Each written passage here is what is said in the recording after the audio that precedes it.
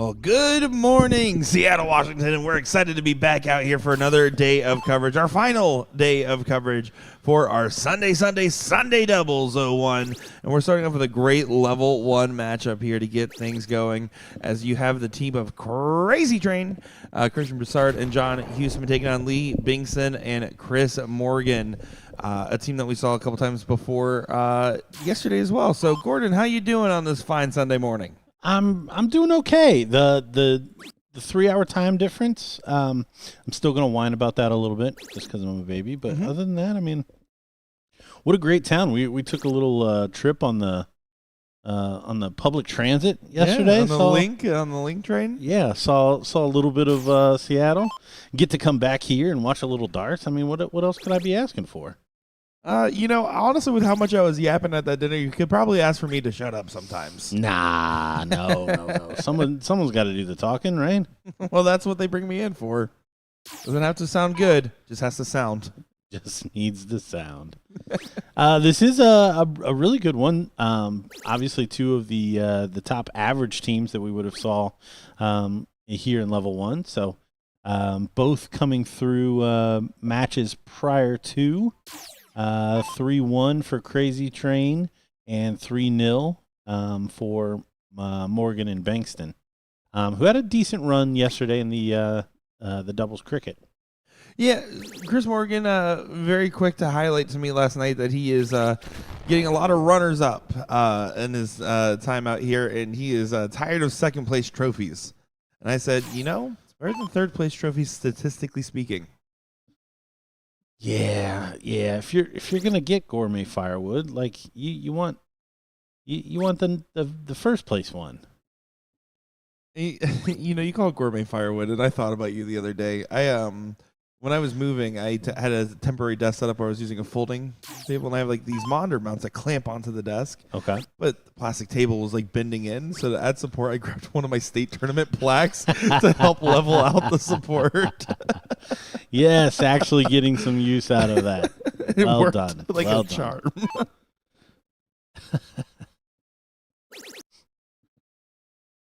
Hard.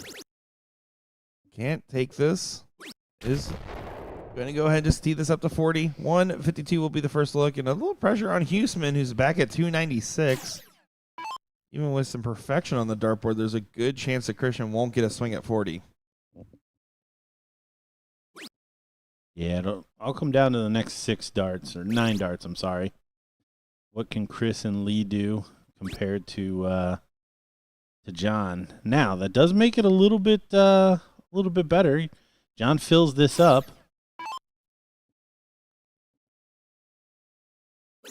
And it'll take a big shot from Lee.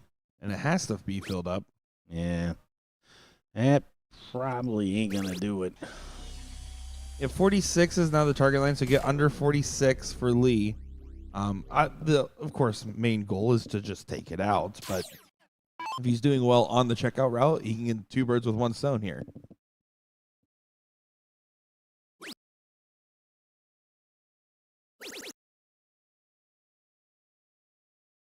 And needs to stay straight. The 3 will do it, and the 17 will do it. But he doesn't want to bust. That will play. That'll do it. Yeah, that came out a little easier. Should be 36, and that's what it is. Saint cleans it up, and Chris Morgan a shot at 110. If it doesn't go, John can shoot the 156. That is going to be your glass half full aspect of this. And he's going to get a dart. Double top it is. Oh. So, outside chance here for John and Christian.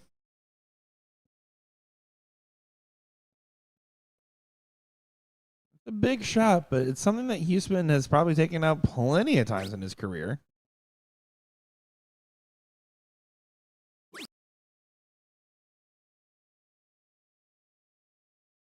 Now it's getting frustrating because with the opponents that combined 80, once again, even if they don't take it out, with the last start trip, it doesn't make a difference. Now it's guaranteed. This leg should be going to Morgan and Bengtson, barring one of the most crazy comebacks ever.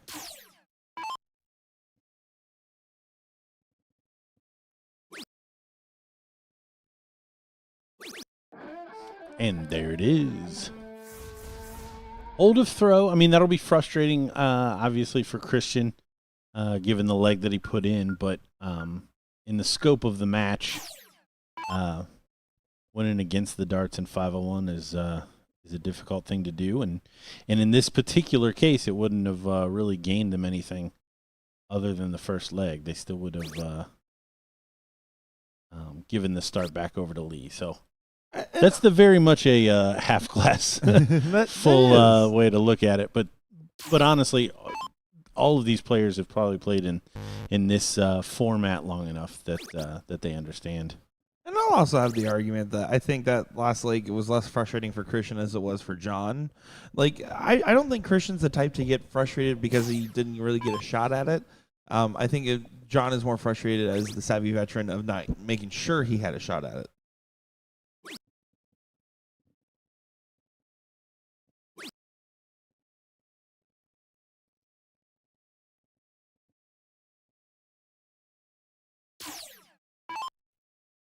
But fairly slow to the races so far. Focusing on just the simple parts of just getting on in.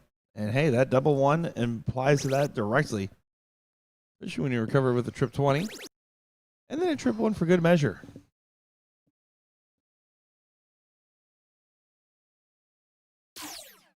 We've talked about this, you and I, a little bit before the show, but Christian Broussard and John Huseman a little quiet this weekend as far as results go.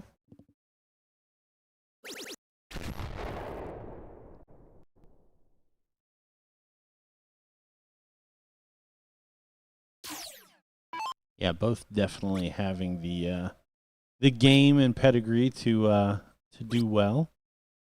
But honestly, what that may speak to is just the other players that we've had in this level 1 events. Doesn't take much at this level to just be off a twinge to make a difference between progressing in the tournament and otherwise. It's the and otherwise that's the troublesome part there.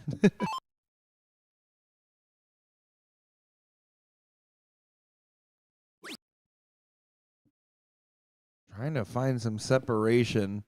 Christian doing the job of leading the pack so far in the going first position in a freeze format. It is very important to do so.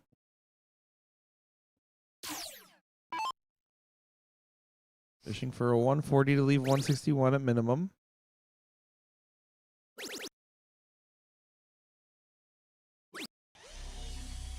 You read the script?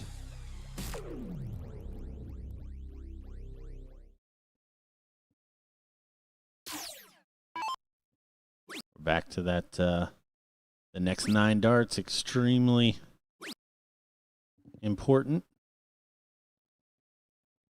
Especially these 3 from John. Lee definitely giving a little cover there.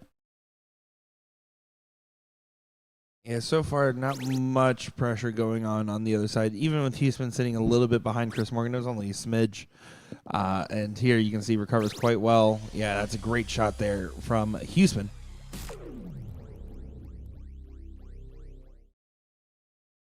You guys may notice a couple of the favorites playing early in this tournament as well. Over the right shoulder of the players here. Stupid Faces and Newly Promoted. A couple of the teams at the back end of yesterday's doubles event. And currently sitting in the top 4 waiting on the winner of that match. Robert Bogards and Damian Almaguer sitting there in the top 4 team. Why not? We will see the other top 4 matchup after this. Christian sitting pretty at 80. Unless there's some blundering on the outs, this is a pretty comfortable position. Lee just not dictating the pace at all on the break.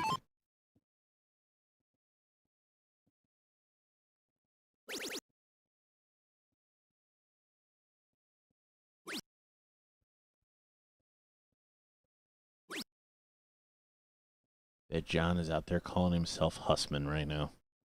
Yeah, that was incredible to learn that, right? That was when he first started appearing on the live stream for the CSC, and because obviously with him taking a long break and then getting back into it, I was not as familiar as I should have been. And we started saying Hussman, and we got corrected by a million cajillion people. No, it's Huseman. It's Huseman. How dare you? How dare you?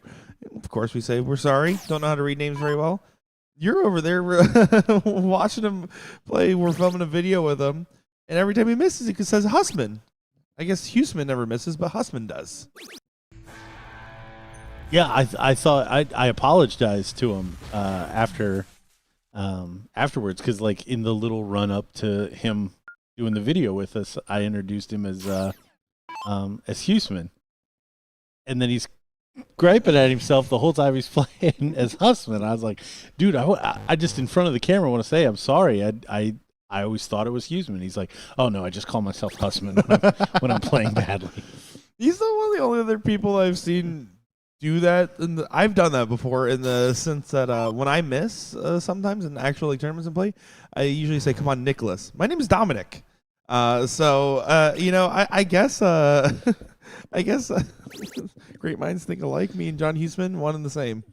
Yeah, I don't say anything nice to myself. Like the names I'm calling myself are not just variations of Gordon. Mine is honestly, it's not variations of Gordon, but Gordon Ramsay. And sometimes I do the idiot sandwich. Sometimes I'm doing a couple of different things I've heard on his shows.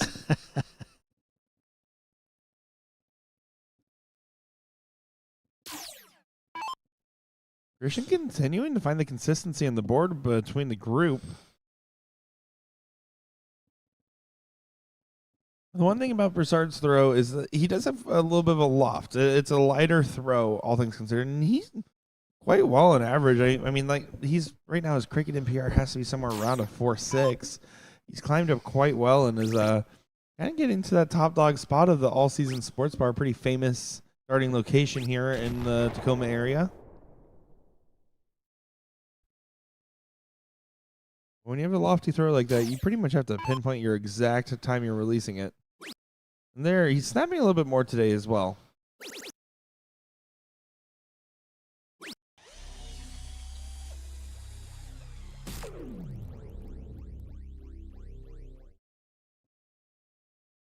The other thing you have to watch out for with a loopy or lofty throw is that which shall not be named. The itis. I was going Voldemort. Yep, same difference. Very similar realm. Mm.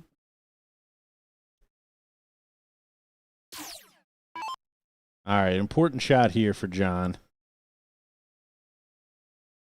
Missed the open. Already away. A big triple and all's forgiven. Ah, is he going to get two? He is going to get two. Good recovery there from John. Yeah, stacked it right on top of the dart and executed it quite well.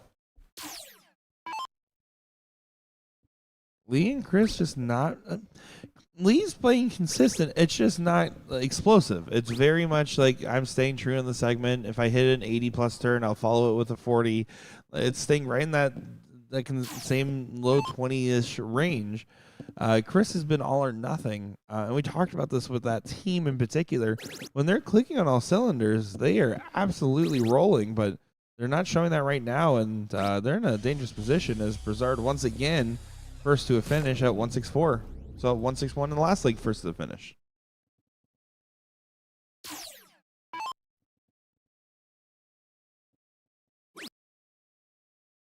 Yeah, and this leg a little bit different. I don't want to break here just to really have that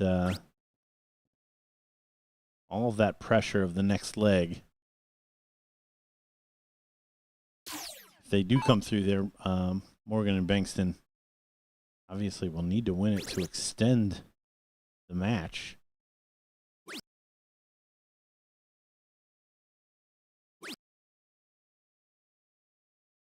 Only 81, so Chris Morgan,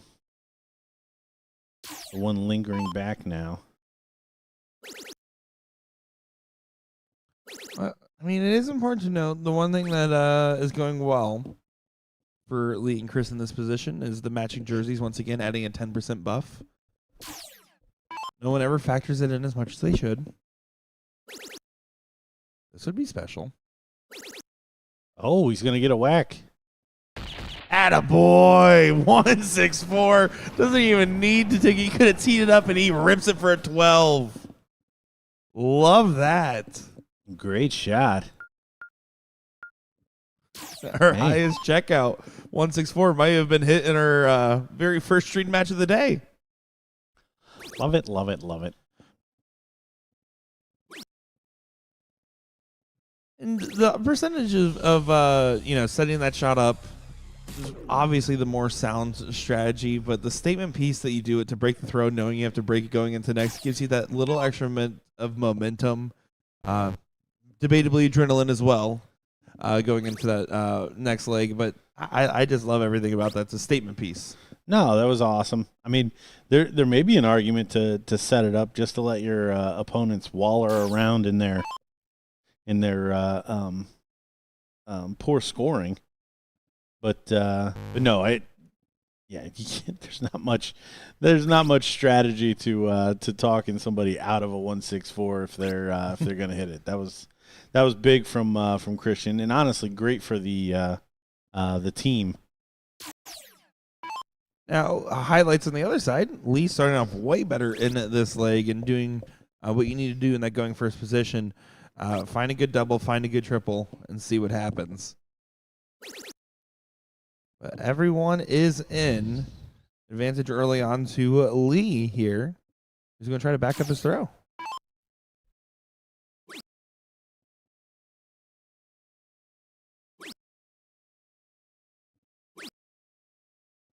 Oh, and only 30. Unlucky. To the board, the hot hand. Continuing to stay hot on the board. I mean, he is finding the triples very consistently, even with that lighter opening, is able to recover quite well. And we talked about that again with Lee and Chris. It's all about the in-between turns that have been making the differences one way or the other.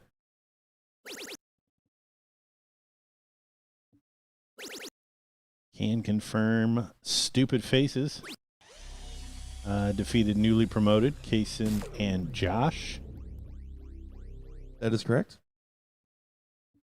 And they are currently set to play Why Not. We will get that match after this one. Yes. My eyes told him that was a question and not a statement. I do want to let you know when you watch this back, Lee, that your friend Howard Palmer says, tell Lee to quit shooting like me. There you go. That's $5 for the telegrams here. Nick breaks bad news. I would love that job. That's a job that I could do. I could be his assistant. I want to work with John Breaks Bad News so bad. I love those videos. They're incredible. And he always ends with, I love you. Yeah. I love you. Yep. Once again, Christian's first to finish in the 160 range. Why are you calling me and saying these things to me? I'm not saying these things to you. Somebody paid me to tell you this. So you're telling me someone paid you to tell me this? Yeah. That's great. I love it.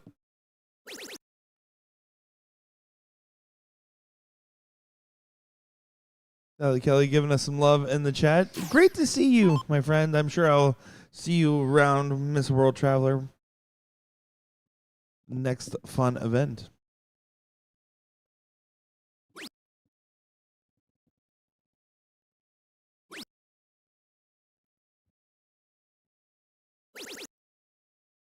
Just been a little frustrated with that last start. There's no chance for Lee to set up a freeze here at all.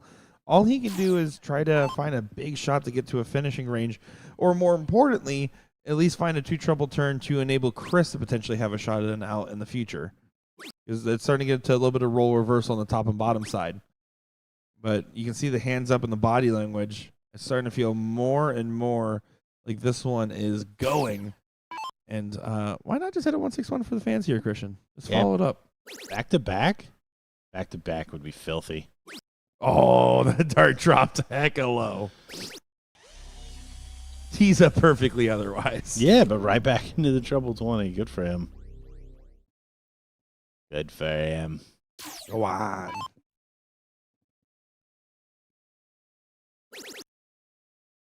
I do want to say on our list of things that I've seen for the first time ever out here and things that keep blowing my mind at this dart tournament. Okay. After our dinner last night, I come back to the dart hall. I play some pickup games and just, talking to people, right? Mingling with the community as I do. And as I was there was this couple that was actually just unrelated in Seattle, happened to hear that this was going on through a small Facebook page and decided to actually make their flights one day earlier so they could come over here and check it out. A couple visiting from Hawaii. Okay. And I end up playing a doubles game against him for fun. And the girl throws faster than Danny Lobby. And I say that because in the time it took to do a player change, she not threw one dart and didn't count. She threw all 3 darts before the turn change finished and didn't know why her turn didn't score. That's less than 6 seconds as Christian Bessard gets the win here for Crazy Train. 6 seconds. Yeah, that's get him out of your hands quick. Let me tell you, there was like a bull around in there. It was pretty intimidating. But coming up next here, folks, we have the match of Stupid Faces taking on Why Not, and what should be a good one to see which one of those teams will go on to play the Crazy Train in that next round here. So, folks, don't go far. We're going to be back here with some more action in just a moment. My name is Nick Teixeira, joined by Gordon Dixon on the mic. We'll be back in just a moment's time.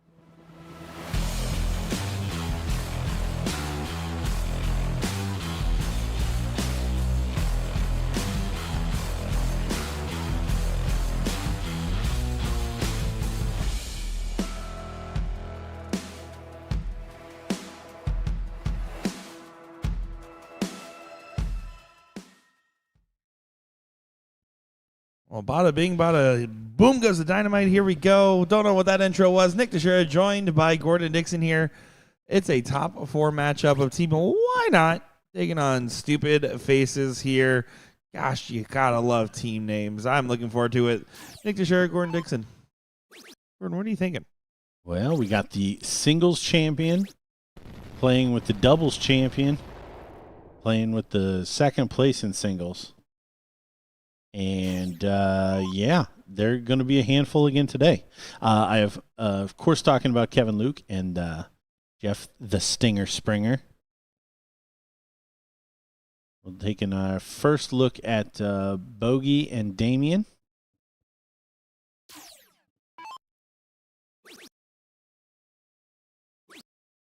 I'm looking forward to seeing how this one will play out, just because why not?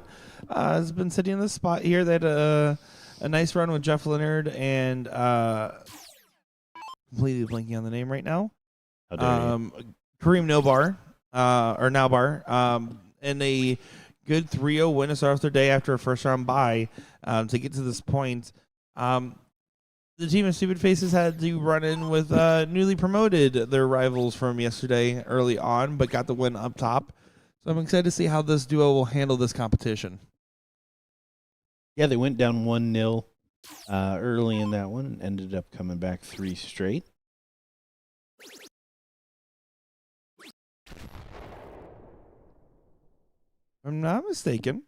Yeah, that is correct. So Damien is was on the team with Kevin Luke and Rhonda last night. They got the win in mixed trips, and he's 20 years old and actually Kevin Luke's nephew, believe it or not.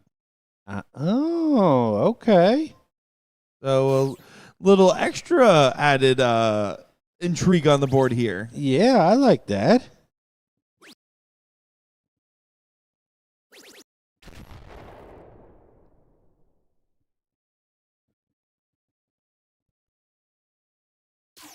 Kevin here, 299, can leave the first look at a finish. Needs to stay true, and does do so to get to the 160. Did you say the full name of the mixed triples winners last night? Rhonda Mader, our women's champion from Friday, also on that team. And then, oh, look at that. Chris Morgan, Rachel Morgan, and Derek Kilborn, the unfortunate runners-up in that one. Therefore, Chris Morgan once again telling me he's tired of second-place trophies here. It's all starting to line up. Starting to line up. You could have caught that action last night on the Twitch.tv platform. Twitch.tv/BullShooter World Tour. Every mixed trips will be streamed there with no commentary the whole tour along. Fortunately, not the same for mixed doubles, because that's when we are shutting down the equipment, packing it up, because we got to make sure it's ready for the truck first thing in the morning. I love how you already knew that I was about to throw you under the bus. Like, so what do you got against mixed trips? Mixed doubles? Oh, I was just meaning like the no commentary for the entire. Oh, well, you told me you don't like Sunday. women.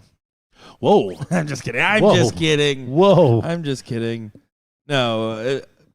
I wouldn't have said it like that. No, admittedly, it's triples has always been kind of considered the fun event of the group. I love how you're taking this question serious. Listen, I'm at a press conference at all times in my brain. All right, I'm answering. I'm on the podium, brother. You're guilty conscience. There's no guilt. What are you talking about? Guilty conscience. I must explain why we're streaming it, but we're not streaming it. But we are streaming it. Gordon Dixon will be commentating mixed triples here in Myrtle Beach. Looking forward to seeing him on the mic. I forgot that's the other one that I'm signed You're up for. at the next one, aren't you? Just can't stay away. He's bulletproof and coming through.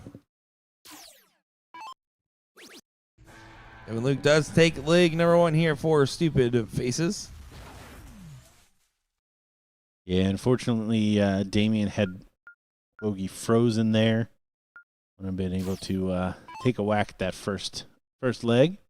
But as it turns out, back on the board and already back in the double. Look at this. Excellent shooting. Yeah, you're going to love getting off to the races nice early with that. Beautiful 160. wasting no time on the dartboard, and Kevin's going to want to try to answer right back. Not going to be able to. Has to settle for just a pedestrian 7-7.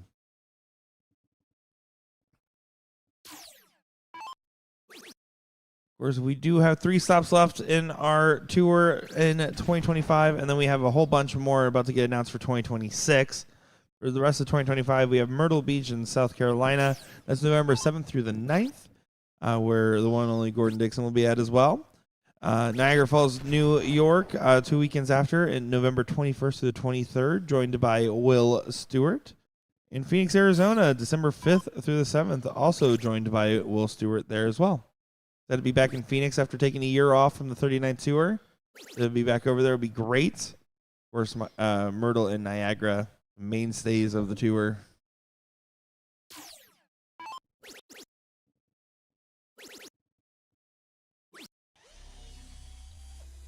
Yeah, it's always fun to see the regional players that show up to each of these each year. Honestly, that was always my favorite, playing tournaments competitively for every weekend there for a while. Would you know kind of who was going to show up when you were different parts of the country? Yeah, having your regional radar, or your regional area radar, I should say. Yep. That's my favorite, though, especially like traveling, is like just going to an event where nobody knows who you are, and I don't know anybody. It's just like, oh, everything's like opening a box of Cracker Jacks here. I have no idea what's going to happen. Box of chocolates, not Cracker Jacks. It's okay. Yeah, no, if there's a fade out button, just let it fade out. Kevin Luke first to the finish at 150. Finding a 2-trouble turn to be able to get that guaranteed. Damien in close pursuit. Good go ahead and pass. Oh, yeah. Brought it down, though. So big shot here for Jeff.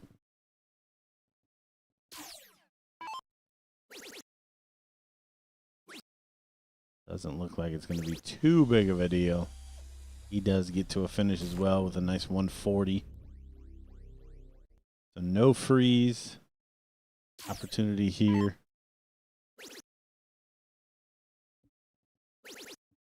This will help quite a lot. Big setup shot with the 171 leave 40. That's a class shot right there. And now 150 under some heat. Not going to get the dart. That's why you go the 3 bowls route. It's way cooler. And if you miss, people still give you credit for it.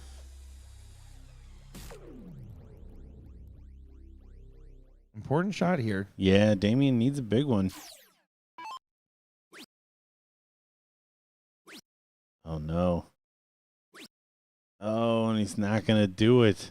So if Jeff gets below 1 or gets to 120 or less, we'll freeze.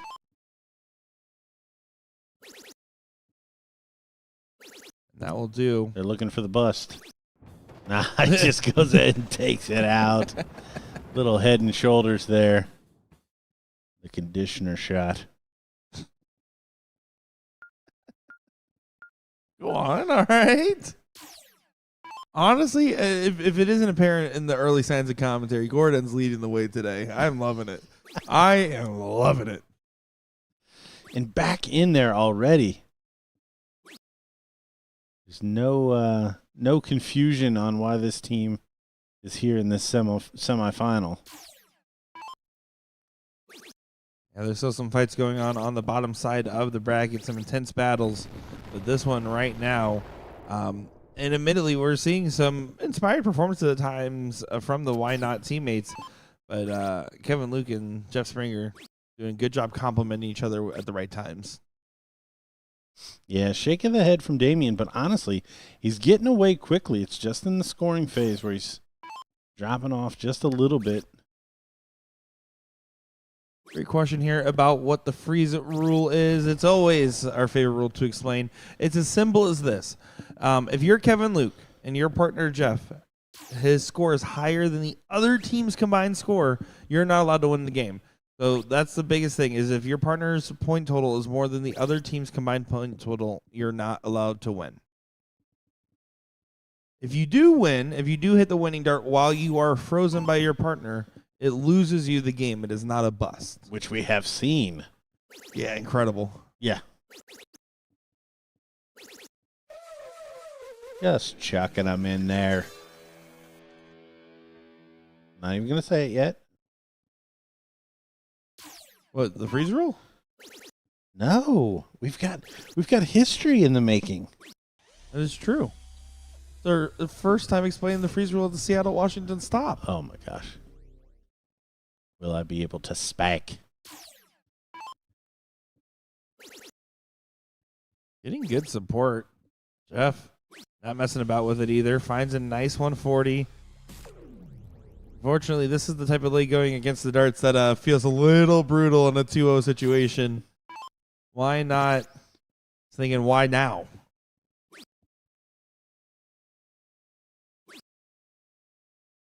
So here it comes, a double-double.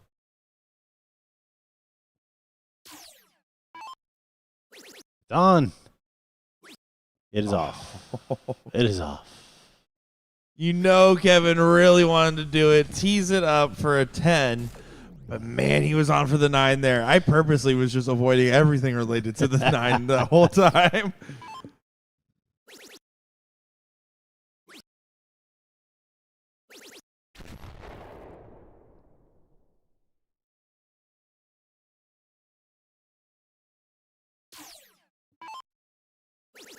We talked about it in the 39 tour, the over-under. I think we started the tour at, I think we said 0.5 was our over-under, and we hit 2. So if you're counting the Dave Cameron Chicago finals plus the one we saw from Ram Guevara. This tour, I'm going to put the line at 1.5 since we had 2 last one.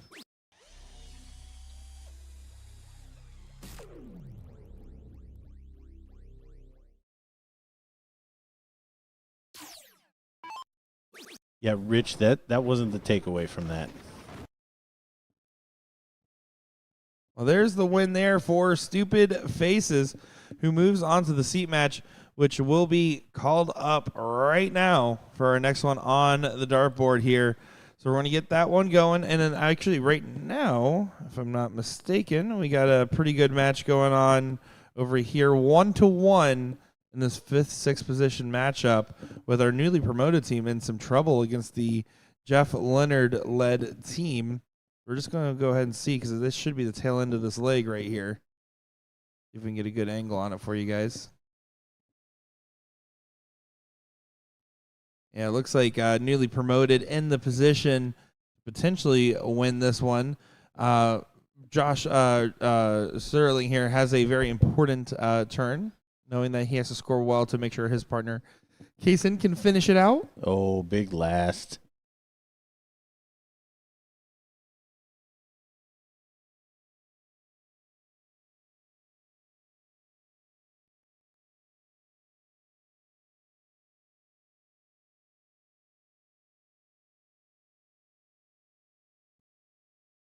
Jeff needs a big triple here. No, Rich, you're not pacing with your opponent. It causes the team to be in the same similar situation. If your partner, and there we see the finish from Kaysen to take that one 2-1, and they're going to be moving on to take on Chris Morgan and Lee Bankston. If your partner is falling way behind, and your opponents their score together is less than your partner's, that's when you can't win the game. So it's not about pacing with your opponent. It's about you and your partner staying within touching distance of each other, for lack of better terms. Basically, it's saying if your partner is struggling more than the combined effort of the other team, you're not allowed to win. So the whole point, and we talk about this a lot with the freeze game mentality, right? If you're going first, your entire goal of the game is as simple as it gets. Play 501 as fast and best as possible. If you're going second, a lot of times you start to ask yourself the question of Well, play the 501 as good and as best as possible. If you do that, you're fine. No thinking. Let's say you're kind of struggling a little bit, and you're at the edge of potentially freezing your opponent or not. Sometimes there's opportunities where you can stay on to score a better turn to maybe not leave it out or to not leave an ideal out, because the point there is to enable your partner with the hotter hand. The idea is it makes 501 a combined effort while not having a combined score line. So we're going to go ahead and take a quick moment here on that note. That seat match will be coming up shortly. What you're seeing over here on the overhead camera is the start of what is about to be the seventh, eighth match of ERPC taking on Castro and Estebor. So we're going to go ahead and get that all set up, and we'll be back in just a moment's time with more action here. Don't go far, folks. Nick Sure, Gordon Dixon.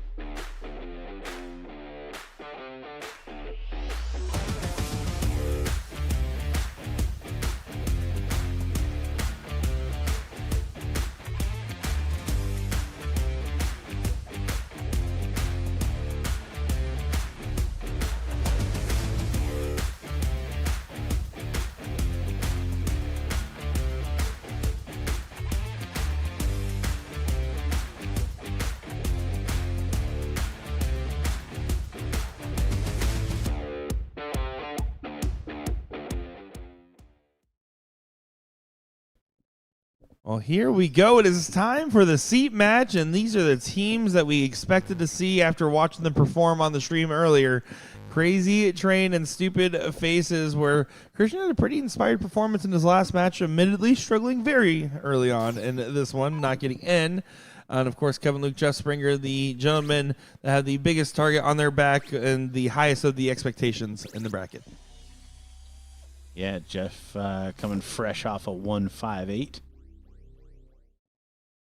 finish in that previous match. John struggling a little bit the last time we saw him, but no doubt I think we have the right final or seat match. Sorry, I was going to let it play today. Yeah, I think so as well. Newly promoted and a close fought match does continue to move on. We saw that on the overhead camera there. So they're still going to be fighting along now against Chris and Lee, who we saw earlier, to try to get into that fourth place matchup.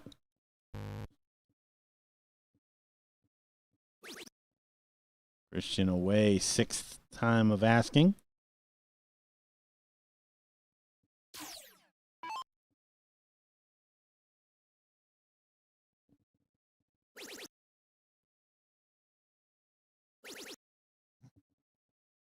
A little unlucky there for Jeff, but job done, running down the board.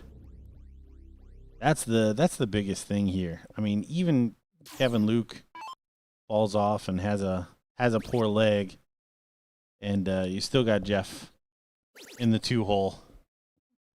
One of them is most likely going to throw a 15-darter every time.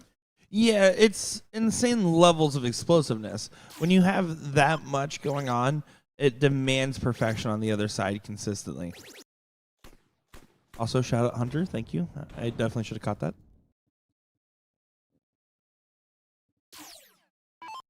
Kevin Luke sitting at 164, proving Gordon to be as smart as ever, setting himself up for a potential 12-darter.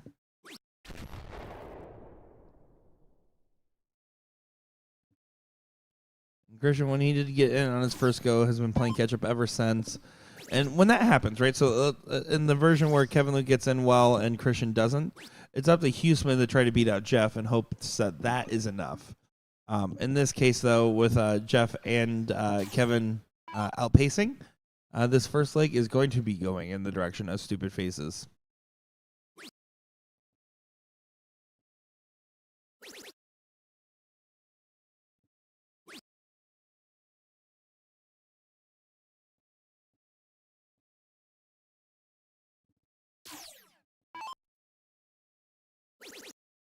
Oh, unlucky. And a little bit of a slowdown on the turn, but again, no position to punish. Christian can't leave a finish. Neither can John from this position. But sometimes that's a good thing on the very first leg when it's this one-sided, is it just gives you that extra second to settle. In a loser start format, it's not the same level of punishment from getting a first leg loss. Take that extra time, get those starts feeling just as comfortable as they just were, especially if you're a Christian, and circle back. And Huseman, same thing. He's a savvy veteran. Get a little extra darts in on the board, and then try to get right back into the mix.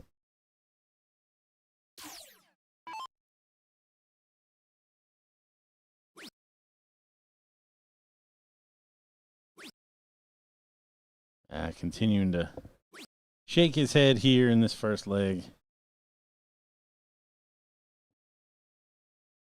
104 coming in. I like this route. Slides it in there. And that's a good use of the 16s there. Not as good as the use we saw in 146, 16, trip 15, elite 53. Incredible. Didn't even hit the 45. That's the other crazy thing. I don't know if it makes it better or worse if you hit the 45. I think it makes it worse that you start off with the trip 16 for a brief moment. I thought, is that smart? And then I saw the second dart. I said, it can't be now. It was about to be incredible. If he goes trip 16, trip 16 If bull. level 4 goes 180, trip 16, trip 16, double bull. Well, it was level 3. Level 3. Was it level 3? It was level 3. Okay. So, pretty high up. You know what? I'm just gonna own what I just said. Even level 3 goes 180, trip 16, double bull for a 146. A never seen before 146. Yeah, like I'd never seen that route because in Fat Bowl you would always pretty much start for the bull treble 19 double 18. I didn't know until the board told me that 48 minus 146 was 98. That's how crazy that is. That is very crazy. It was awesome. Anyways, that's for Shout everybody. out to Jerry. That's for everybody that's been hanging out with us all weekend. If you don't know what we're talking about, go back to the coverage Friday. Yeah, hold on. If you don't know what you're talking about, can you turn on that notification bell? Let's just start there because you should have been there. One of my favorite parts about being on our world tour here, I'm sure you can relate, is I really do. You talk about seeing the different regional base players just from your own experience traveling as a player and playing in those halls, but just seeing the different cults of personality around the different dark communities and Friday night the storylines that we're developing and so many people that are like our bar is doing this type of representation here and winning these events, and it's really cool to see the smaller packs and prides of the different darting communities that we get to waltz into on our traveling circus, so to speak. Well, and that is one thing that I will say the soft tip community does a much better job of is you don't see that a whole lot, like bar teams in steel tip, or at least in the circles and tournaments that I ran. I think a lot of that probably has to be related to remote play a little bit because it starts becoming a little bit more of a us versus them mentality when you have a couple people playing in an online tournament next to each other. You're all cheering each other on and hopes that you guys don't see each other in the bracket. And there's a good chance you might not because it's a remote tournament.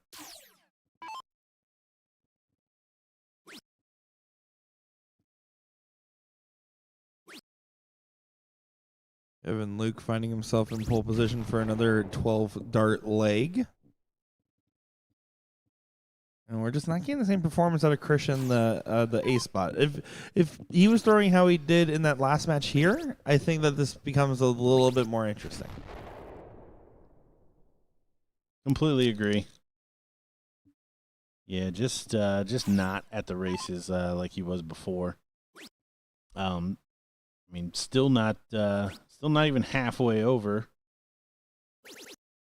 in terms of the match, but you kind of get a sense of where it's headed. See what Kevin decides to do.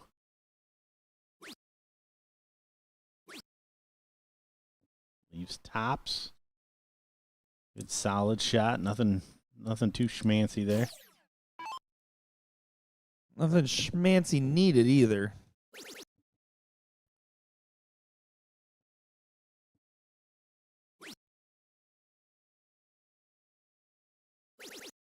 We do have on our other streaming board just getting started in their first leg, the seat match of level 3. So shout out to Team Weber's taking on Trey and Irvin. Oh, little stuff there from Jeff. God, he is such a little showman sometimes. I love it.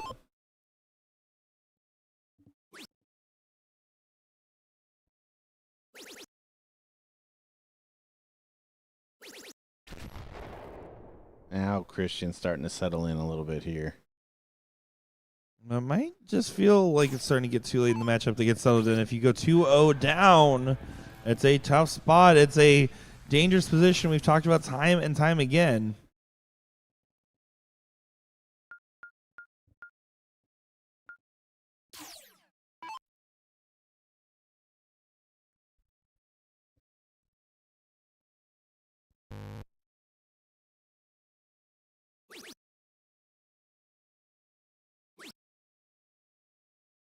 Decides that time to start on that double 16. That's been the the escape hatch the last couple of legs.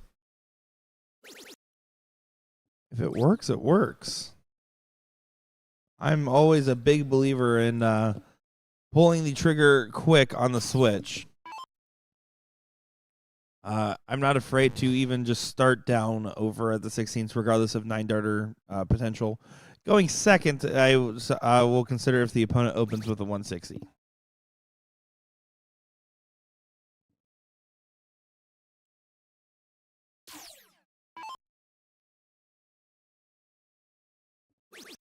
Jeff wasting no time on the N. Doesn't find a home run, but it's a nice solid opening. But going first position here, this is where Christian needs to back up with a solid scoring turn. Same thing for John. That helps. Probably needs another.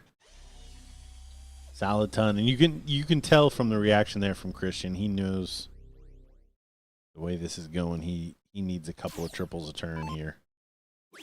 Exactly right. You might get a favor here and there, but you can't rely on it. See Kevin, another 2 trouble turns, starting to gain ground now in that 8 position. Again, John being a little bit of a question mark in this matchup. But he used to beat up on Gordon on the dartboard, so we know he has some greatness in him. He really did. He ruined a couple of weekends for me. Hussman. Yeah, husband. No, John was definitely one of those regional players when he came out left that he was going to be there, especially in the soft world. I don't remember coming to many of the steel events out this way, but certainly on the soft side of things. Huseman or Porky can correct me if I'm telling this story incorrectly, as there's a more inspired shot from Mr. Broussard. Yeah, it doesn't leave a finish, but not a whole lot you could do there. Yeah. That's just a dig deep and hope the 302 doesn't get set up, which this is the right route to set it up. Does get left at the 170. Good play from Kevin Luke and good shot selection. But John was playing Porky in the CSC. They met up at TOC before their matchup. It was on the break week before going into, I believe it was either their, I want to say their finals or their seat match. And, or not finals, but it was late bracket run. And they were hyping up their match. They end up like chopping it up and being super buddy out there. And Huseman in his interview, he's like, I hate to admit it, but I think I might throw Porky's darts tonight against him because I really liked him out there at TOC. But now he has his own line going up, so sure he didn't 1-for-1 rip off Porky's darts. No way. Here's the setup. Yeah, you don't want to just go. Yeah. I think it's because of where Huseman's at, he can just set up the double because it's not like he can freeze the other way right now. Yeah. Yeah, probably moot.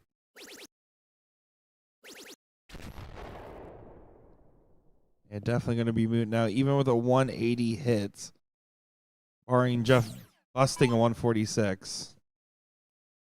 It would be a 1 point the other way.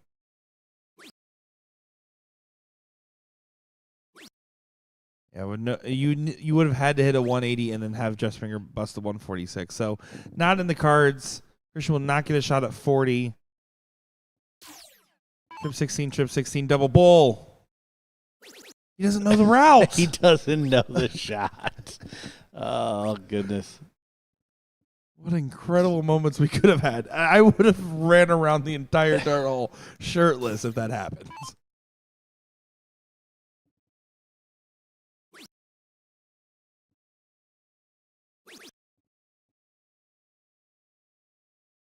Well teed up. Yeah. But unfortunately, might not come into the cards. Then 18-9. Just kidding. He's going to hit it on the first one. What are we talking about over here? You can see some head shakes and some reactions there, but Kevin Luke and Jeff Springer will be moving on to the seat match. We do have, like I said, the level 3 seat match going on that we're about to switch to, but I think there was some confusion because they have the board paused. Just a slight correct. That was the seat match for level 1. That is. Did I misspeak? You just said they move on to the seat match. Oh. They move on to the final. I mean, we're moving on to this seat match. Fair enough. I definitely misspoke that. You see Johnny, our official, Johnny Jenkins. I think confusion and maybe the team setup here going into leg number 2. Currently, Weber's is 1-0 up over Trey and Irvin. So, looks like Johnny over there doing his officiating. Man, does he officially officiate.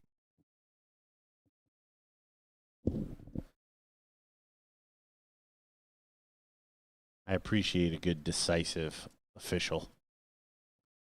Oh, it's the best kind. It's the only kind that should exist, in my opinion, as well.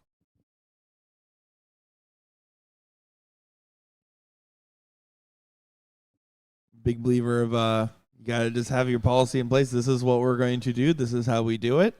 And if there's not a clear distinction or ruling, someone that can make a good gut judgment call for future rulings. That's why they don't have me be a referee. I'm 2 in the middle and everything, according to you. You fence sitting. Someone's got to sit there just giving out those seats for free. But here we go. Looks like everything is amended now in this matchup. So here we are, 1-0 for Weber's over Trey and Irving. Currently waiting on the 5th, 6th matches of level 1, folks. So those are currently playing out right now. Then we will get back into our level 1 coverage. And then, yeah, got some good stuff coming up here. So I believe we're also going to get that 2 king seat as well, and then let that 4th place match play out for the level 1. Just a heads up there.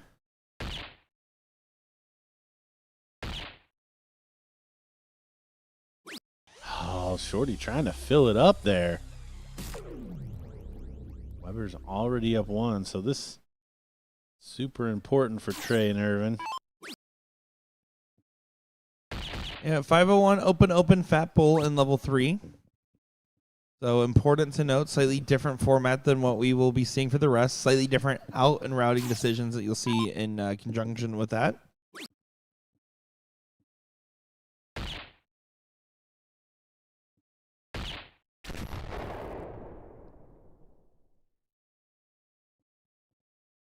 Good 2 bulls around. We say it time and time again. If it's Fat Bull, 2 bulls around is the baseline they should always go for one way or another.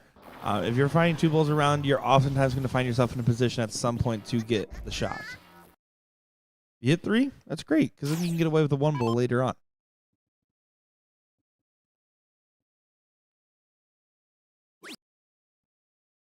Shout out to Gordon's top 3 favorite chatter, Jack Wagon, tuning along. My man.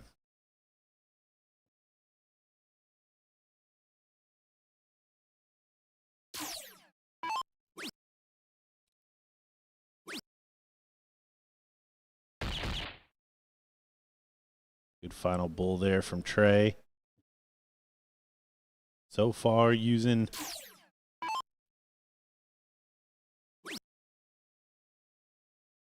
the advantage of going first.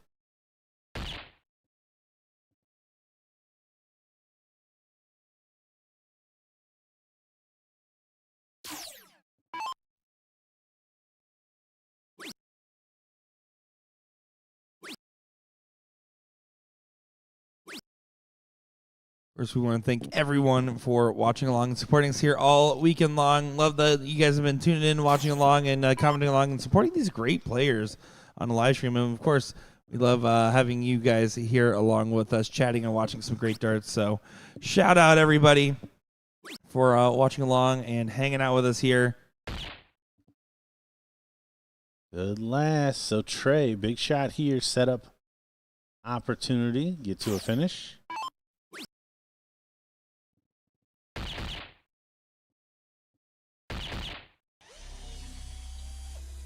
2 bulls around, gets the money.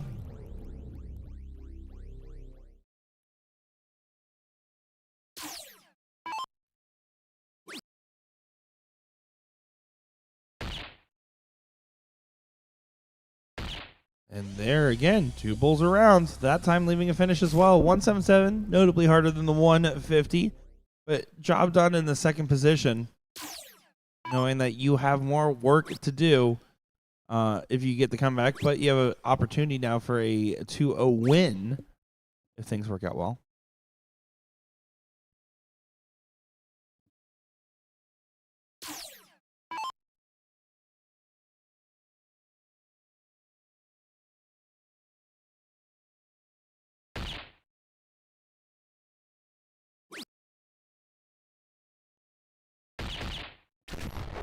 Big last start there for Shorty. Gets to the finish.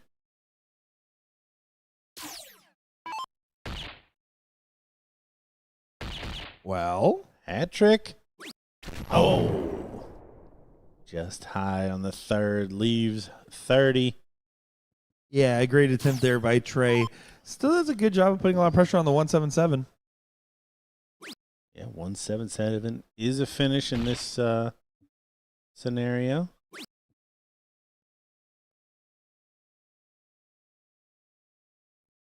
Only down to 112, and this is where it can be interesting here.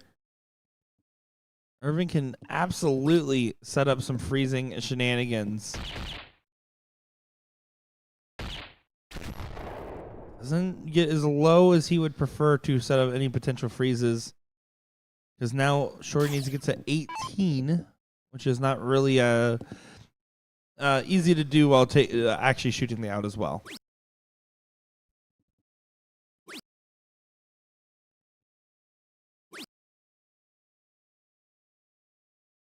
Now that's a guaranteed freeze. Weber will not get a shot 112 even if the 30 doesn't go. Oh, and he busts the score.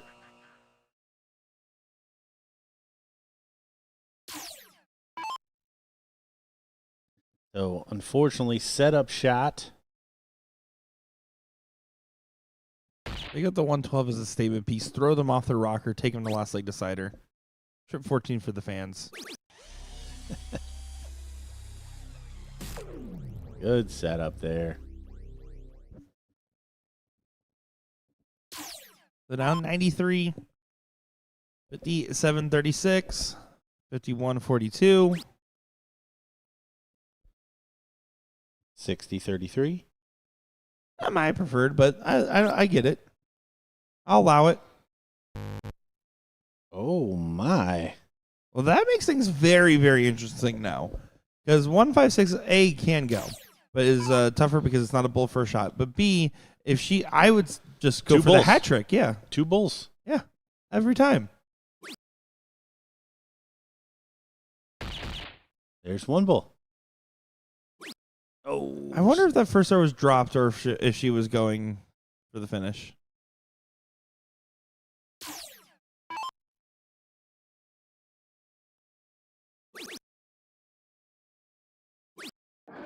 There it is. Trey taking it out. 1 apiece now here in the level 3.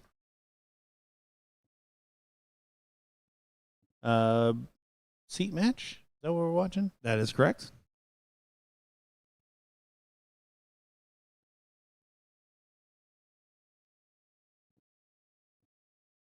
And it was a good attempt, but Trey and Irvin will go ahead and get the start in this final leg here. Very important leg to decide your destiny of how your day is going to continue to go. Are you automatically in the final, or do you have to fight through another match? You have to be double dipped, or do you have to fight through that match in the loser's bracket to come back to double dip?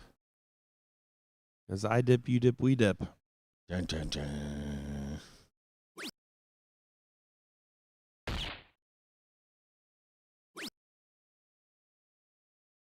Last one was a bit unlucky. Yeah, first dart not the right position. Second dart, right position. Third dart looked right, just doesn't quite get there.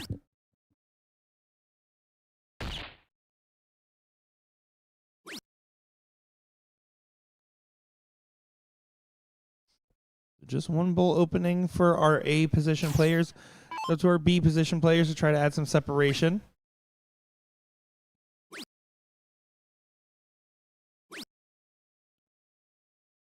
Bad time for a blank. Only 21 points on the score.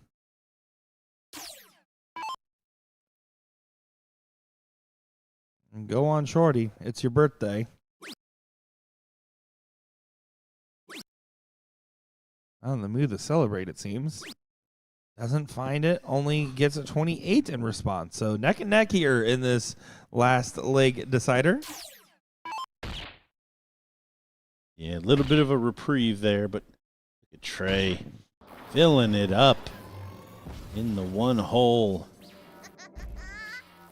When it's mint, man. I do like the general form of Weber here. He does do a little double clutch in the back, but the general drawback and follow through, no body movement.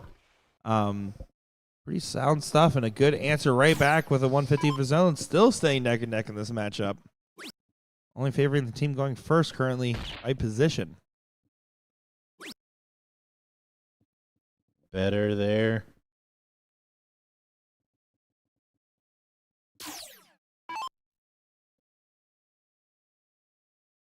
What can Shorty do in this spot?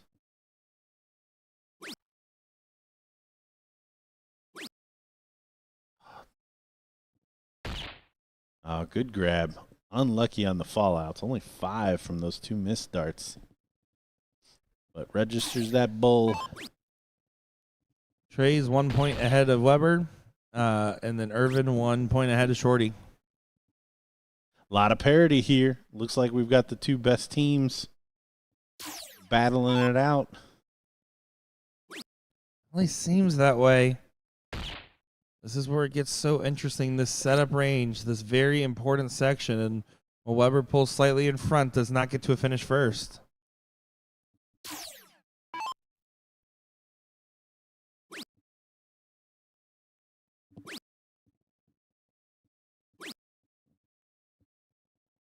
And again, a shrug of the shoulders, the hands go up.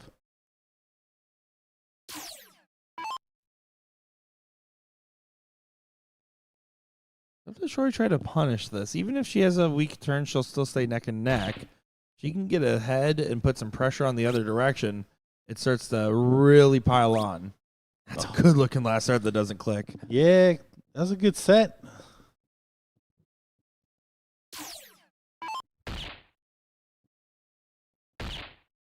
Hat trick for Trey. No, not quite on that last. I felt like it was going to go. I feel like when he starts on the bull, he's just going to stay there all day. He's a first start feeler kind of throw. Yep. The first start merchant. On it again. He does not. But straightforward out. And not too much thinking needed on 128 if you come back. Bull leaves you 78.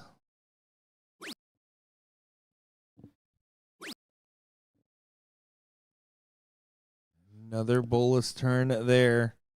Irvin feeling frustrated.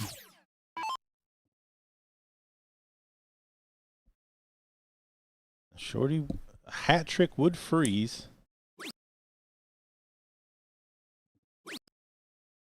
Not going to happen. So the 77 in play here.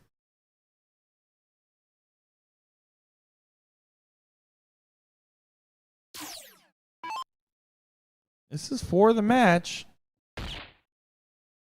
Rip 9 for the fans. He rips it like that. I don't like that routing decision with your opponent on 128. If you're going to start bowling 77, that's fine, but it's open out, like single. Yep. There's no reason to chase the trip 9. Might get punished. 18s. Stays on the bull instead. That's fine. Double 14. Does get punished with a 128. What a way to return to sender. My goodness. Big finish. Woo-hoo-hoo. That's how you punish, folks. That is how you punish. Incredible stuff right there. As right now we're still waiting on the winner of the matchup that's supposed to be taking place on board 1 here. We're going to check to see if that's actually the case. They are underway. So we're going to come back to our coverage here once the 4th place match begins. So in the meantime here, we are going to go ahead and watch this fifth, sixth place matchup in level 1. Looking for folks, Nick Sherrick, Gordon Dixon on the mic. We'll be back in just a moment.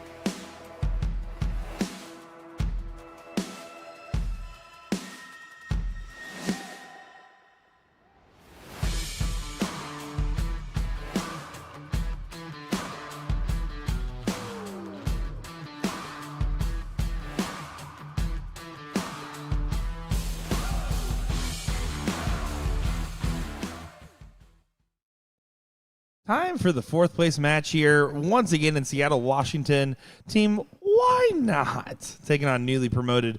What should be an enticing affair here. My name is Nick Teixeira, joined by Gordon Dixon. Gordon, how you doing, my friend? Doing well. Excited to see these guys. First time on the stream for newly promoted. We've talked about them a couple of times today. Just, I guess we expected to see them at the back end of this tournament, and lo and behold, we are. But if Bogey plays anything like we saw him earlier in the semifinal, they didn't win a leg, admittedly, but he was very consistent on finding that double and finding a couple of triples with it. I think newly promoted is going to be in a little bit of trouble here for the main reason being, yes, a newly promoted had the 3-1 loss to the Kevin Luke and Jeff Springer team, and understandable loss at that, but has survived a 2-1 and then another 2-1. So, I mean, they're hanging on to last leg deciders, and they're going to be in a little bit of trouble if Bogey does what he did. But you never know. So that's why we play these matches out. Well, especially you never know when Behemoth starts off with 349. Getting down with a nice high ton on the open. Go on.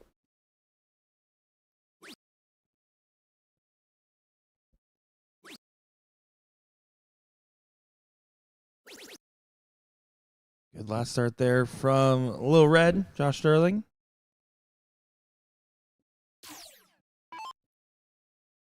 Damien gonna have to go ahead and get back into the races. Needs to fish for at least 100.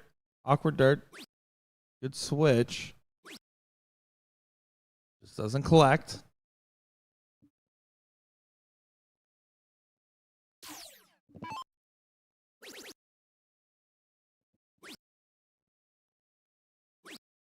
I had a conversation with the same couple that happened to be here on vacation, visiting from Hawaii. Decided to get in and play the mixed doubles today. Later on, they said something that kind of shocked me. I guess caught me off guard. They're like, "Well, you know, we're not wearing dart shirts and everyone else is. So everyone's going to assume that we're some nobodies on the board, and we're going to try to take advantage of that." And I looked at them, and I was like, honestly, I'm more scared of people not wearing dart shirts than the ones wearing them 9 times out of 10. Wearing the shirt comes with the expectations on self. I feel like a lot of the times when I see someone not wearing a dart shirt, they're sometimes just some real silent killers that go in the most incognito of outfits. That's how I met Alex Reyes. He was not wearing a dart jersey when he beat me across the board. Yeah, it seems like there's probably there's I don't know, it's cyclical. I look at like dart cases. Like, you're new to darts, like you have a really nice dart case, you got your brand new darts, you got all the accessories and all of that stuff. And then eventually you become me and you just walk around with your darts in a cork. Like, that's it. That's kind of the progression. Like, everything gets bigger, and then it's just like, you know what, I don't need all that nonsense. I'm just gonna carry that, and maybe in my pocket I've got a set of flights or something, or a shaft to switch out. And it's kind of the same thing with shirts. I completely agree. Like, some of the guys that have their name and maybe I'm not as familiar with. I mean, cheers to you. You obviously are immersed in the culture or whatever. That's good. But the guys that like come in like the khakis and just a polo, it's like, okay, what are you? Hey, who are you? What are you about to do? Well, big 180 there from Josh does go ahead and get in front of Bogey. He was sitting at 99. Damien in a high-pressure position on the potential freezing scenario. Does at least find 100, but still in a lot of danger here. Does not take much for the freeze to go on. And there's the freeze. 51. Doesn't quite get it. But now 99 does not get a swing, and newly promoted look at newly for a lead in this matchup.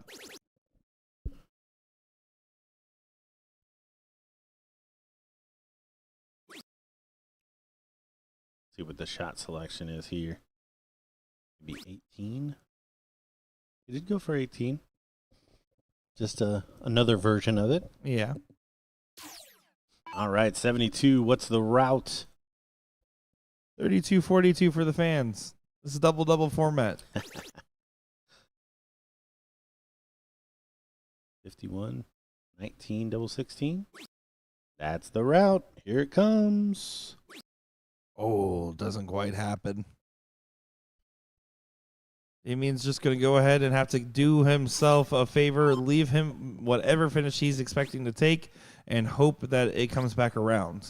That is the only route to success, and there it does not happen, almost guaranteeing the leg for newly promoted.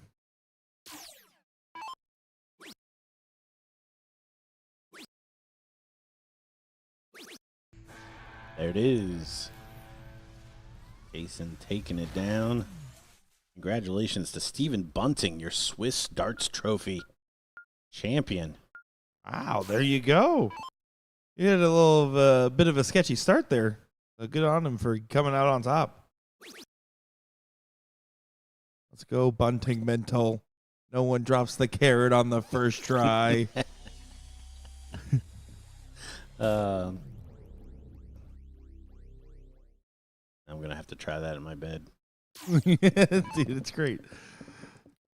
I will say, going back to the earlier conversation of equipment bringing in tournaments, you're absolutely right. Like, so I travel because I'm bringing all my equipment and everything to these events. I do bring like a full dart case, but as an actual darts player, when I'm going to events, I usually I'm a big fan of the dart ring, so I do wear a dart ring necklace.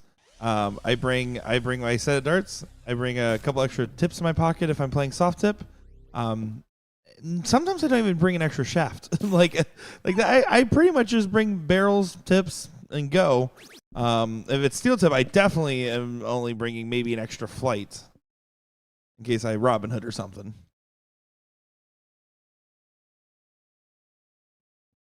I'm not trying to be there guffing about with all the stuff.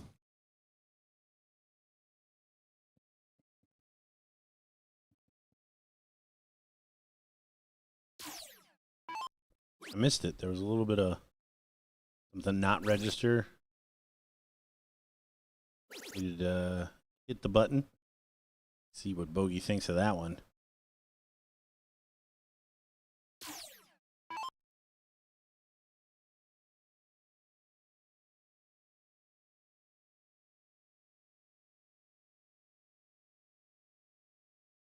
Here we go. Low right approaching the line.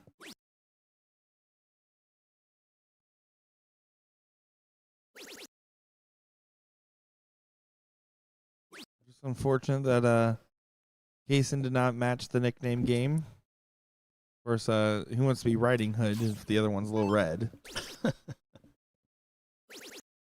Here's good darts from Damien. I thought he was going to fill it up. Looked inevitable.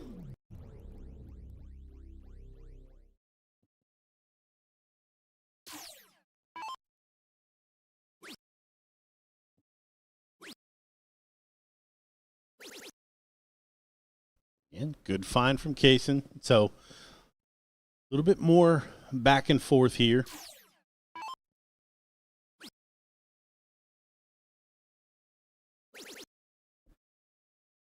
So first to a finish is at 1 of 4-6, our favorite finish this weekend. It keeps coming up.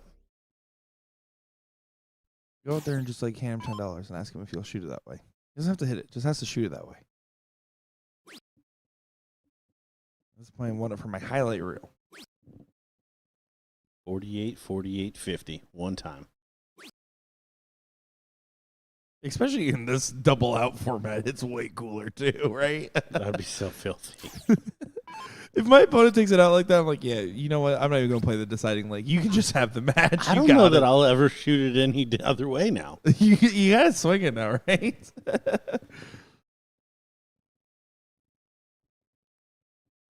That man sees in dimensions not realized by the average eyes. Kaysen leaving an opening, does find a big trip on the last, needed that dart. It was starting to get a little sketchy in position.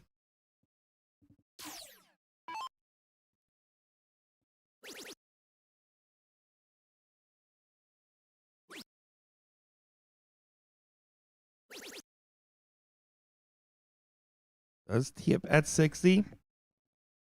Opportunity outside here for Low Red to get to a finish and put some pressure on the 60.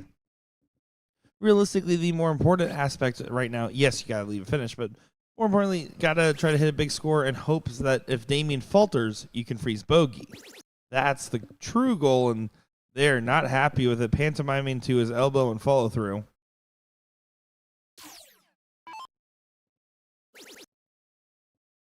Damien not planning on faltering. Guaranteed there will not be a freeze on his partner. And good board management, leaving it at 110. Yeah, this is the best leg we've seen from Damien. Kind of start to finish.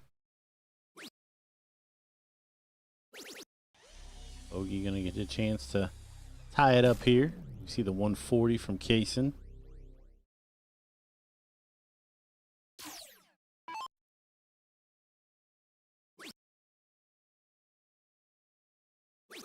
Yeah, almost no doubt. Just especially like even the position of the single there, like just didn't really have any doubt that he's going to miss that. He is seriously playing quite a good standard in everything we've seen so far, and sending newly promoted to their third last leg decider of the day. My goodness. A tough way to live. Really is. It's a lot of corks. It's a lot of important corks. And you see that one got away from Josh.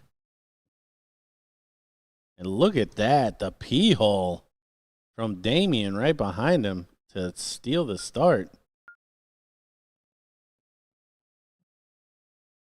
Question is, was it a steal or was it just rightfully earned? No, it was, yeah. You know what? I'm not even giving credit. Credit where credit's due. And important moment. I also love, and I always comment on this, but I love whenever you have like a level 1 type matchup and you have the player starting is not the same as the player diddling. Typically, I feel like that could actually lend to some really good results. Unfortunately for Bogey, that's what that was right in this moment.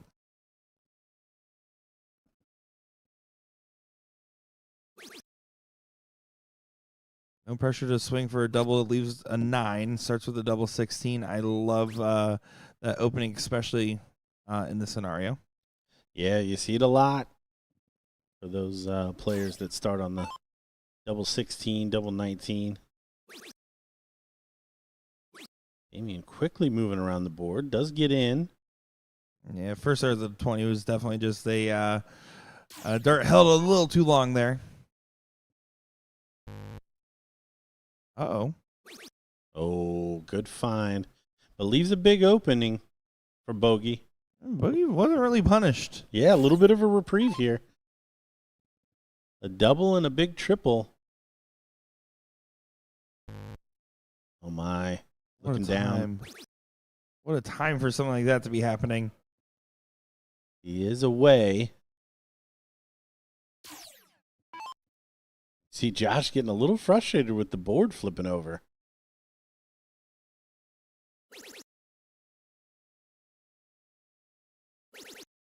Taking his frustrations out on the dartboard, it seems. Finds a beautifully timed 180. How about that? And this might be why newly promoted has survived all of those deciding legs. They're like, okay, and now we lock in. No, now we lock in. Damien back to back. A little shake of the head, but nothing to be too worried about here. I'm going to shout out our level 4 winners real quick. That's going to be the team of Satara and Rachel over Jolyn and Marissa. So congratulations there.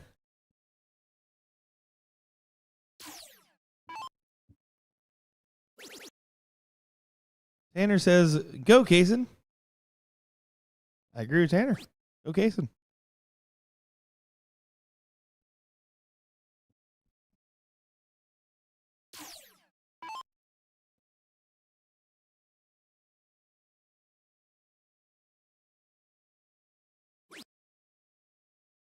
Honestly, I'm surprised he kind of like did a half step off the line there. It's very inviting. Adjusted well. Yeah, solid ton. Does leave a finish.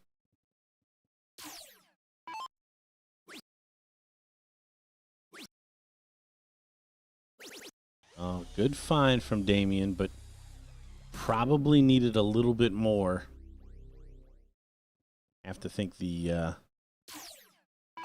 law of averages here means Kaysen's going to find a triple or two. And he does. That's a good shot there. Good recovery from the Blue Behemoth.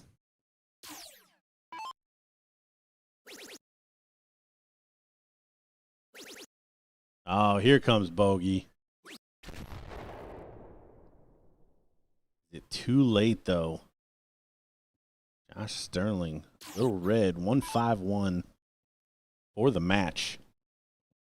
Yeah, he'd be keen to take it out in style, but he'll be happy with just a good round at the board for the tee up. But here comes the shot. 17s over to double top for the match.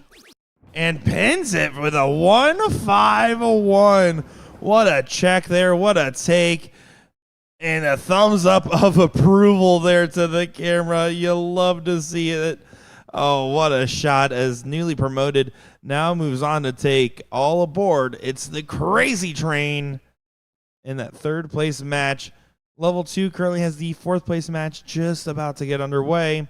Level 3 currently sitting in that third place match right now. So we're going to get the third place in finals of level 1, and we're going to try our best to get the finals of level 2 and 3 if we can, based on timing, folks. So don't go far. These players are already called up, and I know for a fact that everybody's been warming up nearby, so it won't take too long at all. We'll be back in just a moment. Nick DeShera, Gordon Dixon.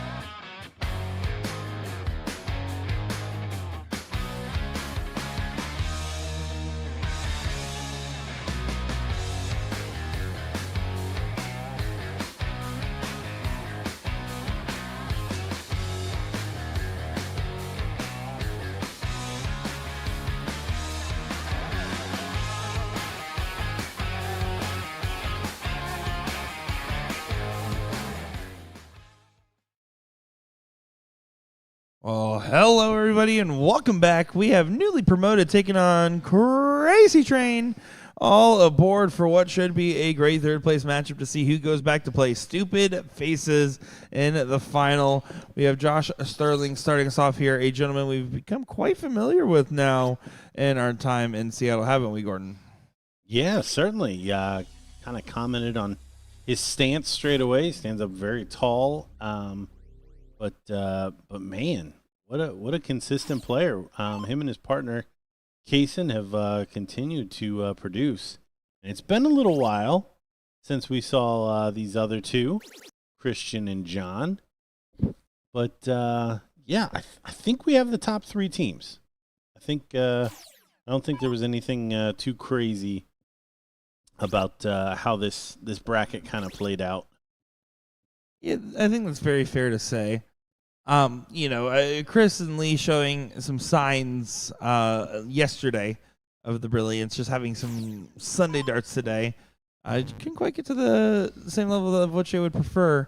So this should be an interesting matchup. Again, we saw some brilliance out of Christian, and Huseman had some solid moments, but definitely seems to be the one struggling in this lineup here. I'm really curious to see. We saw the 151 from Josh, and we saw 164 from Christian. I think it's going to be a battle of the A players in this one. Josh, of course, also known for setting the bar at the perfectly right level. Friday night when he hit his 180 that didn't count, we thought that was going to be the craziest thing we're going to see, and it only got worse from there. Yes, Friday. My goodness, Friday. I will be telling stories from that one day of feeds for the foreseeable future. Yeah, that one was the most unique final I've ever seen. The most unique 146 attempt I've ever seen. The amount of 180s that weren't 180s. Like, they were just shenanigans abound. Yeah, that was well, it certainly kept us awake. And Rhonda bossing it on the dartboard was pretty cool too. Oh yeah, Rhonda was another one of those kind of regional discoveries, if you will. There always seems to be those players that stand out so far in the regional, above and beyond the kind of known quantities that we constantly run into. It's really cool to be able to start associating the different players that maybe either don't travel as much or maybe don't travel on this particular circuit as much, that you can start to get the understanding and be like, oh, yep, now I know. And you get away with it once, right? You get away with being the sneaky player once, and then all of a sudden, yeah, no, Rhonda, now every time we see it, we're going to expect that level of stuff because it was great and it was meant. Yeah, no, and honestly, we got to see kind of both sides, kind of a little bit of a push through that she had to do early on in that tournament where she kind of struggled a little bit, and then by the time we saw her at the back end of that thing, she was dialed in. That's for sure. Huseman has an opportunity to go ahead and get in front of Kaysen, who struggled on that last turn. See that dart continuing to drag kind of down and right for him. Needs to recover with a trip. Does it do so? And that's a meaningful dart for a lot of different reasons, but especially for the ability to set up the finish. Leaves it so a ton does leave you a check. If he hit a single 20, he would have had to hit a ton plus, taking some pressure off later work. See what Josh does here. Oh, I love it. And a good shot selection. Yes. Back to the 20s now for the 170 leave. Again, 19 is the number where you can miss on that first dart and still be able to be on a set for a two treble finish.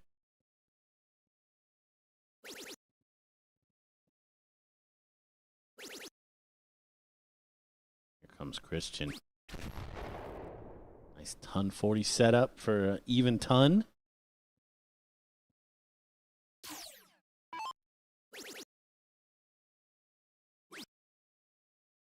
It appears that trip 20s are contagious right now.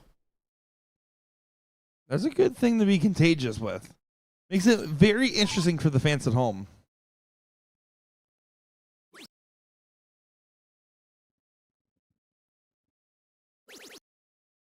There's the treble. There's another one. Now that is some team play right there.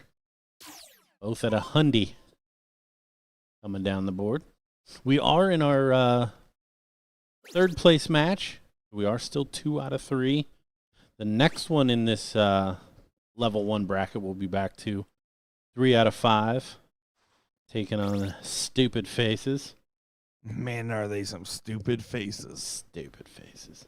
Terrible. But here, Broussard, 100 is the shot. Double, double, double for fun. Never. Here is the double 10. Does go. Another clinical finish from Broussard. Yeah, again, not a full break of throw here as Josh is going to get set up here to start again. But, man, do you want to be 1 away from winning or do you want to be 2 away from winning? I would take 1. Yeah. 1 away. Sounds really good. That's a good choice. Well, and especially in a double-double format, right? Because 1 bad start compared to 1 really good start right after it makes the leg feel very uphill early on, earlier than it could be otherwise.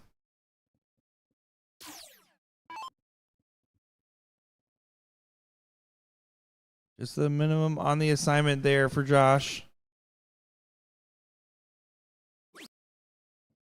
And an answer right back. Yeah, Christian, again, just not happy. Start dropping extremely low on him.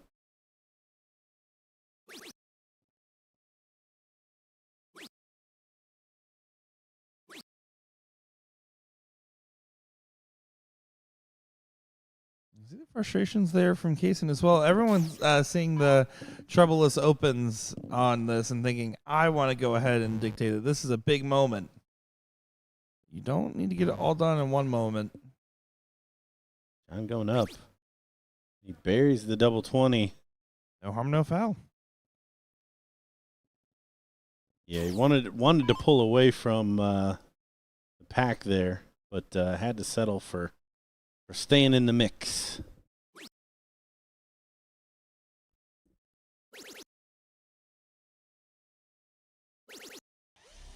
Good adjustment. Gets the 310 with the 140 on the hit. Similar pressure is going to be facing Christian. He's going to also be looking for a 2 treble turn. Try to get within finishing range. Oh, what an adjustment. It was a really good second dart. Where that first one was kind of hanging.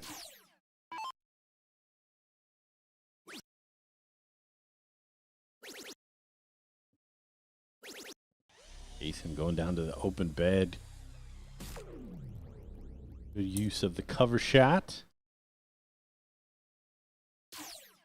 Yeah, does find another 2 treble visit. This is looking very strong in one direction early. The hold of throws in mind.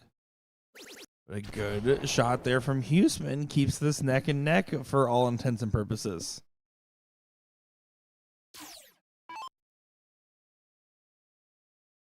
.140 will leave a finish.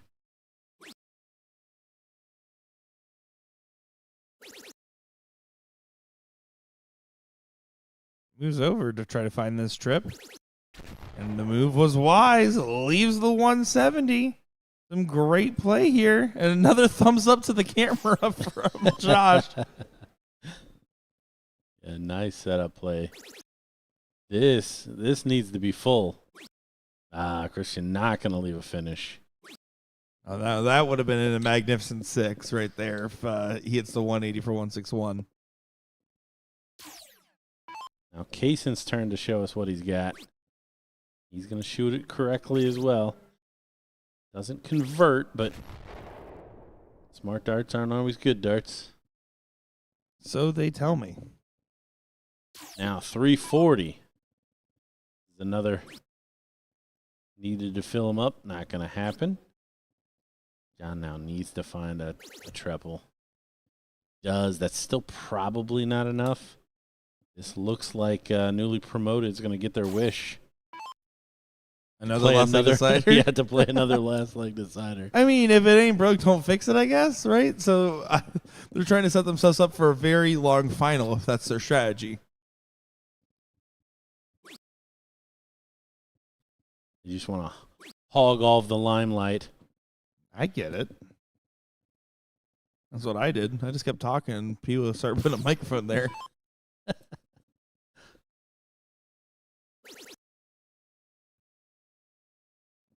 There's a misstep from Josh that's not really getting punished here. Doesn't get to a finish for Christian. If at 170 only getting brought down to 112, that's a gift. And this is the opposite of a gift. This is a lump of coal if you're Crazy Train. Good shot there on the setup with the 159. Yeah, well played, well played.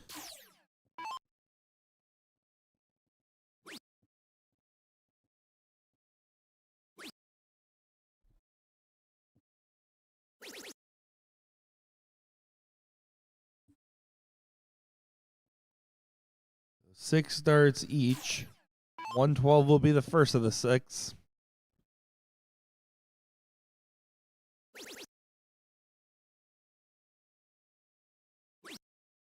Double 16 for a solid check there. How about another ton plus checkout? 1 at 12 to join the repertoire.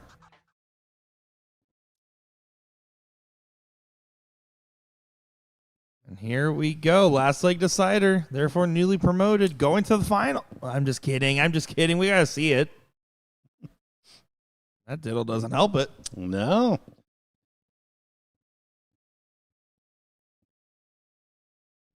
Does get bested, but just by a sneaky bit. It's the official measurement.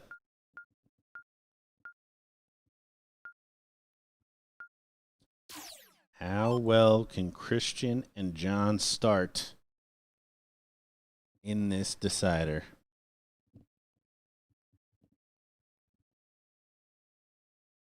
The level 3 finals are also in the bullpen over here on the other board. Kissing Cousins winning that one 1-0 right now. Sorry, my cousin was just here. Kissing Cousins is going to have to double dip.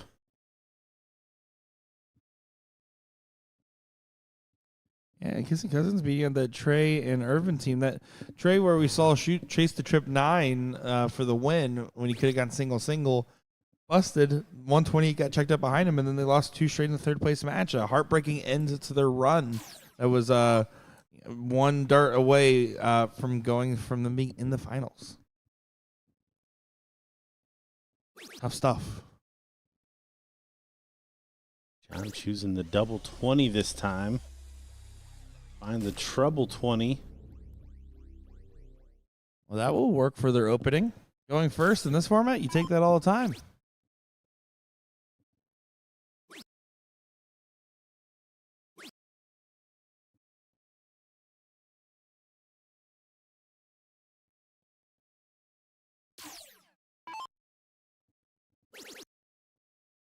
It's hard still finding that 20 bed.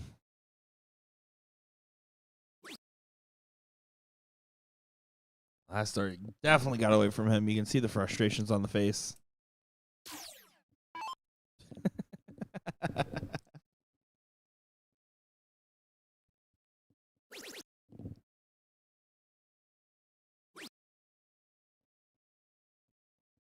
Josh stepping off to the side. Oh, not able to find it this time. This is starting to shift into a more and more dangerous position for newly promoted. Let's see what Huseman versus Greg Amex is imposter does here.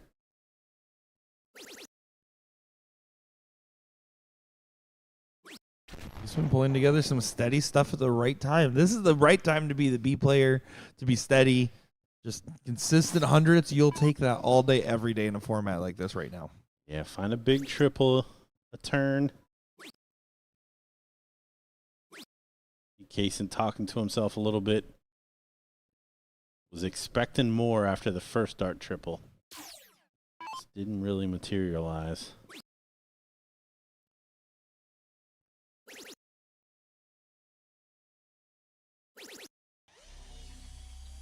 Good adjustment after the first from Christian. So, yeah, looking to take full advantage of the start. Unfortunately, neither of these newly promoted guys can get to a finish in 3 darts. This is starting to get dangerous. Doesn't find a trip and still stuck in the 300s, meaning you're going to have a lot of work to do on your setup rounds now. Takes pressure off Broussard.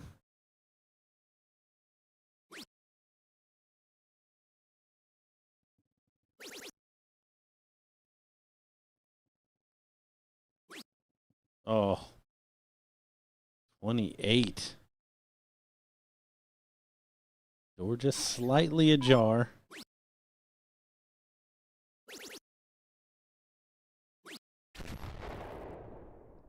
That is probably not going to do it. Now this can be a lock-in position. Christian just needs to focus on having a good, clean setup here. Make sure his next attempt at the board is a match-winning one. 95 will be fine.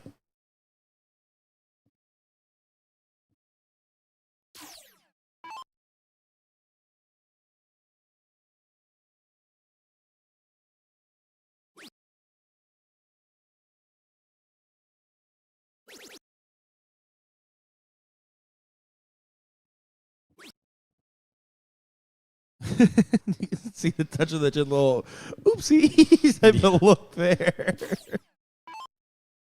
Oh, they're kind of smiling and laughing about it, but they know the danger that they're in. Huseman just needs to stay steady like he was earlier. Yeah, they're going to have to fade match darts here soon. I have a feeling one may be coming in soon. Yeah, I think the 95 gets a look.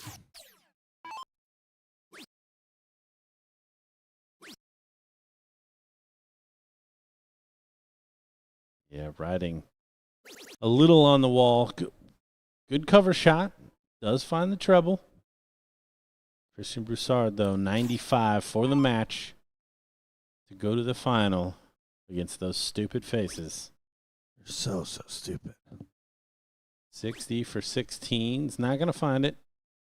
See what he picks. Looks like he's going to I'll play. 48 to leave 8. Nobody misses double 4, so that makes sense. And everyone hits trip 16 on a setup shot for it out right now. It just feels free.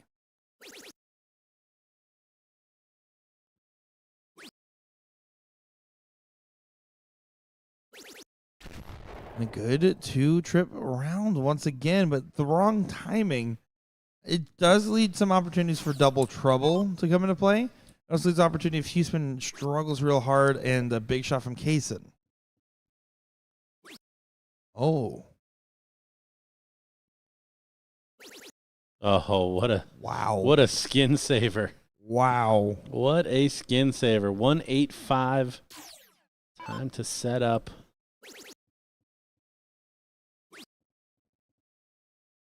Now danger for Kaysen. Does just enough to now they still have to fade the doubles here, but it does just enough just in case. Will Christian get it done and move on to the final? And he does it in 1. Nobody misses double 4. Is that that's right? I told you, yeah. No, I mean I don't. There's a lot of things you are, Gordon. You're not a liar. Death, taxes, and double 4. Guaranteed. Kaysen tried to blow a kiss to the camera. Unfortunately, I was too busy switching away, just so you guys know what that was. Here we are. It's the level 3 finals that we are taking a peek at. It's 1-1. Weber's in the seat. If they win this, it is over. It's over. And Kissing Cousins, if they win this, probably a little smooch and then move on to the second set. This is Frodo stepping up to the line. Must be one of those new live-action remakes those kids are talking about with Disney movies. Never seen Lord of the Rings. Probably my biggest nerd sin. Wait, what? You've never seen it? Like any of them? Nope. Did you read any of the books? Don't know how to read. That explains a lot, but you should watch the movie at least. On that note, if you don't know how to read, subscribe to audible.com/BullShooter World Tour.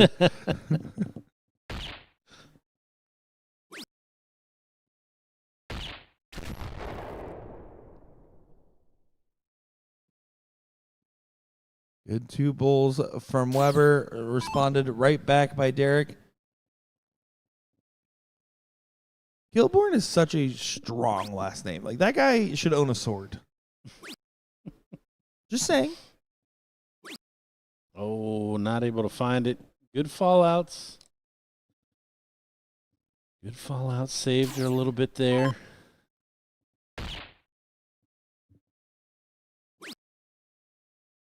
One more bull really hurts. Doesn't find it on that last. So Kissin' Cousins taken out by Trey and Irvin in the winner's bracket. We saw face off in the finals against the Webers before. And then you got their 2-0 revenge later on. Again, how frustrating it must be to have that 77 bull, tries to chase the trip 9, bust it, and then have the 128 taken right behind you. But, you know, we talk about this too. It's about if you're going out your way to leave yourself a finish or be a little tactful on a shot selection, it maybe only matters 1% of the time. But that's that 1% that it does hit, it hurts real bad.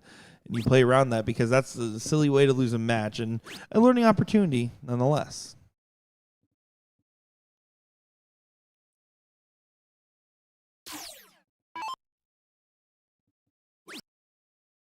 There's an opportunity to really play into the freeze here, but just doesn't find the requisite bull.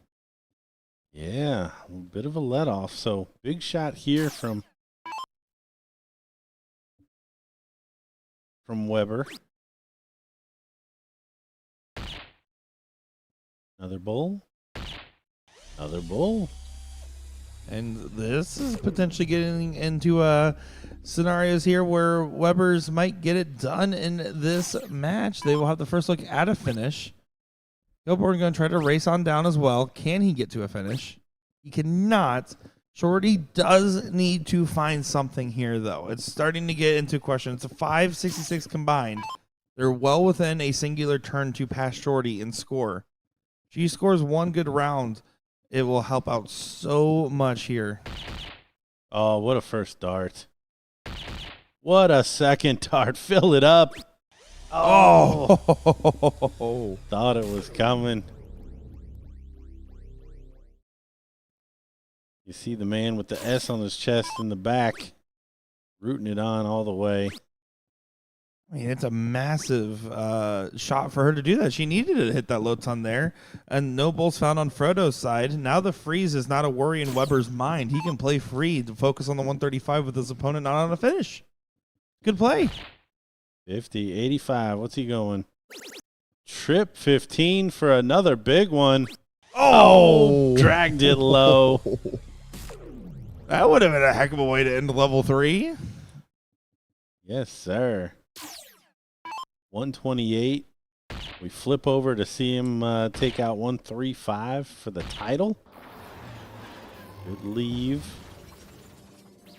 You gotta be just a little careful here for Shorty. You don't want to accidentally let Frodo pass you up. And what a good spirit this whole thing's been played in. You see, Derek has been back there rooting on everybody as they've come down the board here. For the love of the game, man. For the love of the game. So, no bull, but all three good fallouts.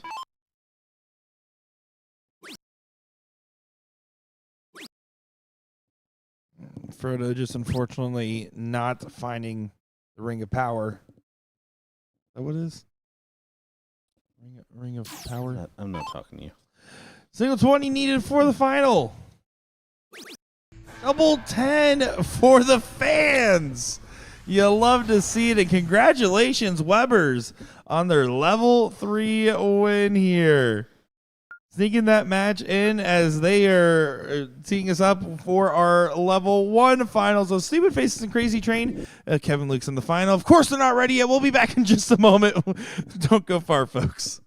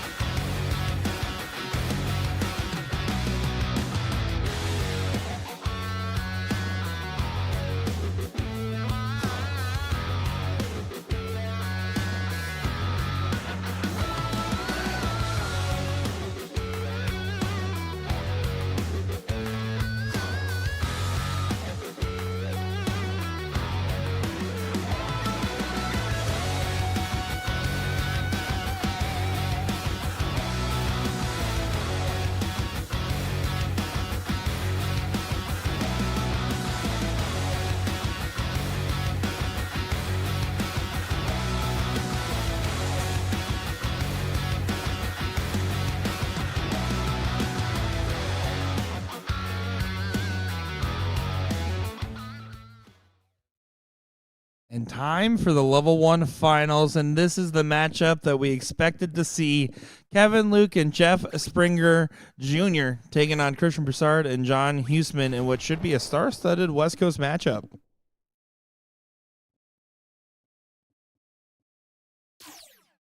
Let's see how this one will play out. Kevin Luke finding 120 on the open early on. Kevin and Jeff trying to play for perfection today. I believe they only dropped one leg. Yes, they did drop one leg to newly promoted, who we just saw go out in that third place matchup. They're going to try to play perfect in the seat match and get or in this final match like they did in the seat match against this team. My name's Nick Sure, joined by Gordon Dixon. Juan.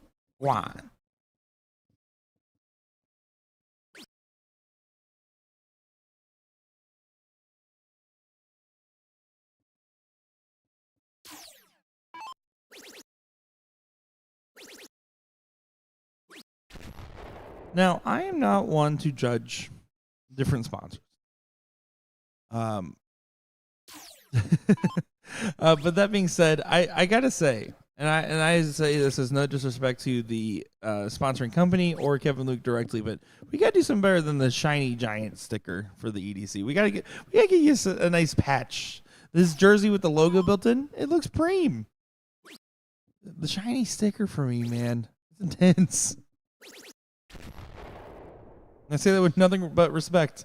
as I have my EDC League match this week. I mean, it's the only sponsor that you've paid any attention to. I see L style. I guess you're right. It does get the message. I'm not saying it's not effective. Been a lot of, yeah, I know this is effective, but I don't like it, that you've been saying recently. I'm allowed to have opinions.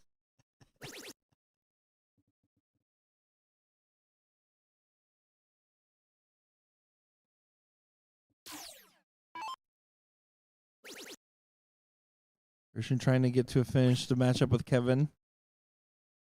Will not be able to. Kevin Luke sitting at 150 after 9. They keep up 12 dart performances pretty much every leg. It might be very swift, just the way that they have been playing.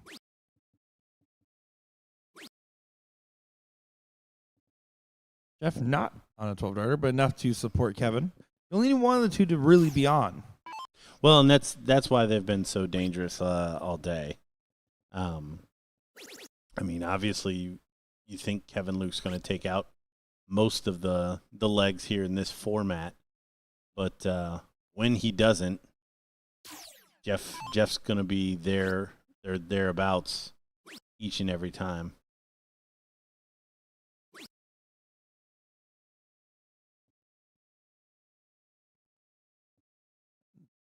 A little bit of a misstep for Kevin, only getting to 104. Don't get me wrong, it's within his range.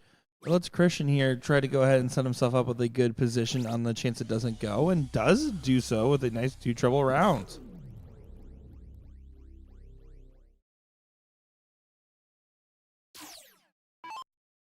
Yeah, I believe Kevin's already checked 104 on stream thus far today. That is true. Going the 16s route. You got it. John just lingering behind here. Probably need a big shot from him, and then for him to take it out. The path forward for Crazy Train. You can see his disapproving head shake as he threw the 140, knowing that it's just not really what is needed in this situation.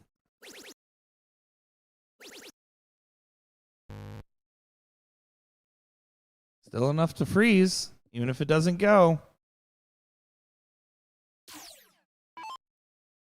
Are forced to just bring this on down.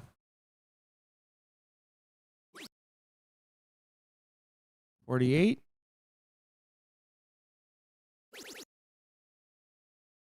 Also works just fine here in the scenario. 42 to leave 8. 19s or 20s. 19s was the shots. Good last. John still not on a finish. He needs to just go ahead and bring this all the way down. He's looking for as low as he can possibly go here.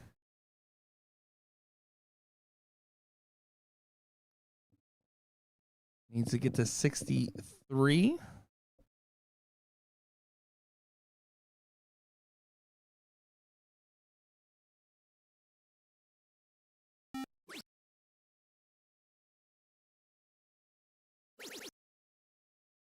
Stay there. Yeah, good stay. Yeah, not trying to focus on your setup. You're trying to make sure that Kevin can't take this. That's why you're staying in that same area. Drills the 140. Good play from Kevin. Christian now has to take this. It's a must take. And it does not happen very often where you unfreeze. But we have just seen it. Rarity to get the first leg, and that's the type of stuff you need to find in a final against a stacked team in this nature. And they're both stacked teams for the record, but just admittedly, Huseman and Broussard not quite at the same gear at all times as you typically find Kevin and Jeff in. I don't know if it was John or if it was someone else I was talking to out here, but they were having the mentality of, if we play them, those guys have to do that full time. We just have to just do it for a little bit, and it feels good.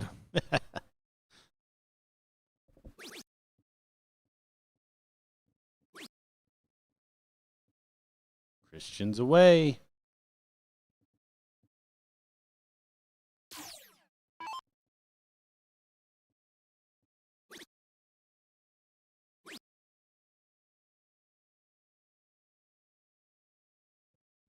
Jeff just goes ahead and follows along with a 60. No one on the breakaway quite yet.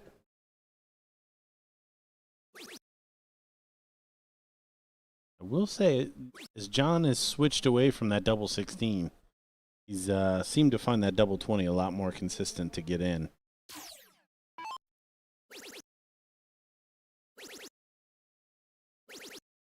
And there's a 180 from our invitational champion.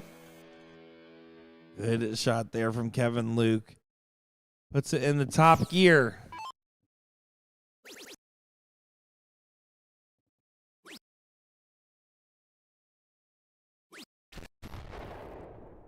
Christian annoyed that he hit on 100. It's a solid scoring turn, but when your opponent throws the 180 in front of you and you're playing for the break, not feel as fun. And looks like it's a two-front attack right now.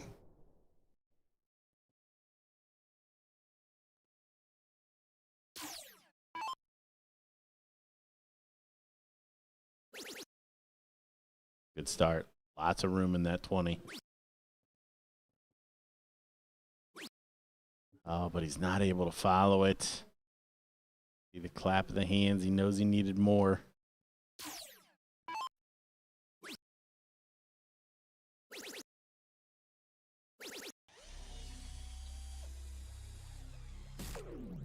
Good shot there from Kevin Luke.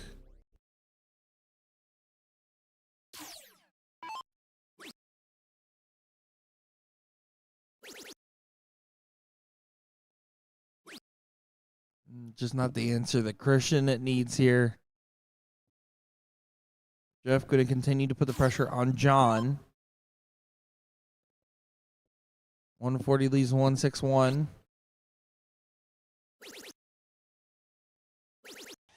Does get underneath that dart. What a well thrown follow up to a tricky first.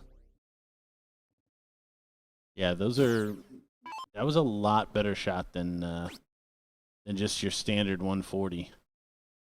Sticking in there, finding a way around those other darts.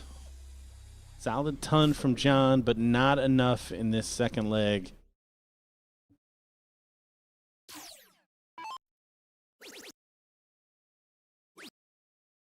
Ooh, tricky double 9.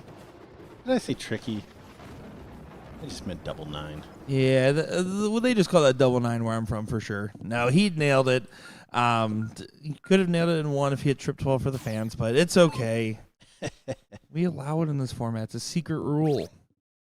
Wasting no time. Christian off and going early. Can he go ahead and get a perfect open? He can. Finds a 160. That's a good way to immediately grab control of your throw.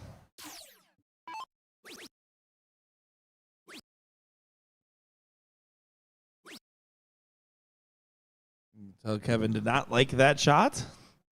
The perfectionist. Can't you tell? That looked decent. He's away. He find a big triple. He does, and he's finding that same spot of the double. It's the right side double 20. It really is. If it works, it works. Don't fix it. Just keep doing it.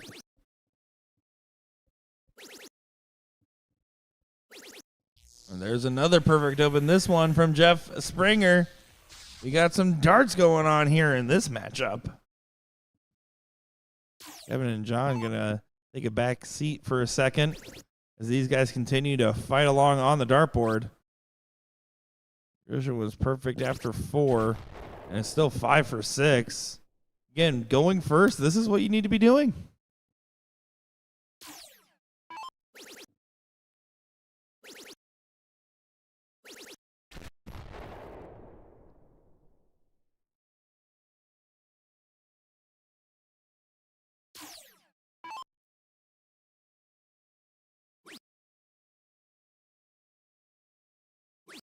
Switching downstairs, open bed. Oh, I'm just unlucky, not able to find it.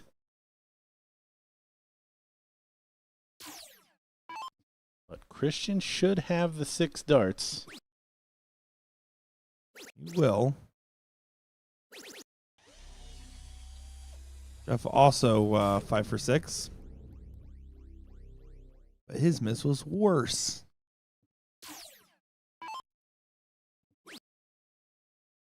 Awkward dart. Surprising that he stayed. Yeah, finally switches away. A little late for my liking. Well, you just don't want Kevin to nail a big shot and all of a sudden get right in front of you. He doesn't. It's a cold moment. The other aspect of this, too, is Huseman and Jeff are starting to have some differing in their score lines. You don't want 2 big shots to all of a sudden change it so you don't get another dart in this leg.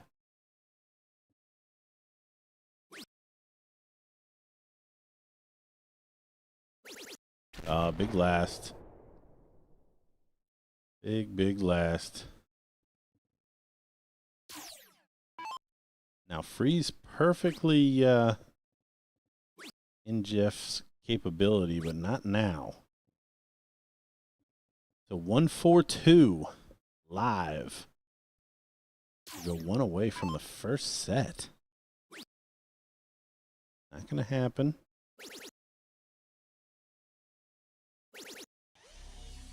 Sets it up beautifully. Yeah, plays at 32, knowing that the big difference maker will be A, 160 not going for Jeff, and B, John making sure that Christian gets a shot unfrozen. So therefore, he can afford to set up and not focus on bringing it all the way down. Big moment for John. Steady ton should be enough. Ton 40 locks it in for Christian to have a shot if the 160 doesn't go. Could find another would be amazing. Massive. Wow, what a shot. That'd be veteran good timing. Yeah, what a shot. Now, that said, the 160 is live. Could be stolen right here. Not going to happen. Does get left all the way to a double, so a little bit of pressure on this, but Christian should be able to clean this up for a 2-1 advantage. The first 2-leg deficit seen by Stupid Faces. Well, you still got to hit it. Oh. Sails it wide. Came so far inside. So 112, this has been, he's gotten a whack pretty much every 1-triple finish we see from him. And he misses into the single. Usman has the chance to be the hero of this leg, though, right now. The man to save it for Crazy Train in a leg that would be a big blow if it doesn't go your way. 140, 103 out. Shot is on. And the shot is cleared. Look at that Crazy Train. First time Stupid Faces has lost 2 legs this weekend. He's been there. Didn't hit the button just because he assumed it was the last leg decider because of the loser bracket format. Was not trying to be a disrespect walk No, away. I disagree. Make him go push it. Make him work. Make him go push it. You start the game, Luke. But that's great partner play there, right? Your A slot was doing great job. You've been kind of struggling. You see that the opening comes up where something needs to get done, and you get it done. I mean, good stuff there. All right. Oh, that will work. Go on, Christian. Go on. See the smirk from Jeff. You'll love to see that. The double 20 is free right now for everybody, and then some. I would go only double 20s the rest of the game. Here comes John to collect his double 20. There it is. It's literally on fire sale right now. If you look at Facebook Marketplace, first thing you see is double 20. Second thing is you see is the description saying, "I know what I got." No low balls. Not responding to is this available? Double 20's feeling fairly free as well. Kevin Luke moving around the board, trying to find open beds. What can Christian do after his mammoth open? Keep the pressure on. Does convert on the 140. He did 140 two different ways so far in 6/3. Ah, it's so true.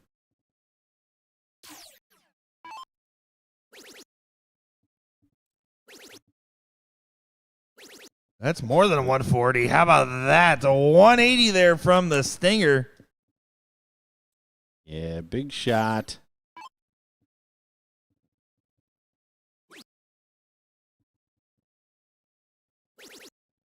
Ooh, John leaking into the 5. Unfortunately, this is more akin to what we've been seeing out of John today. In Crazy Train up 2-1.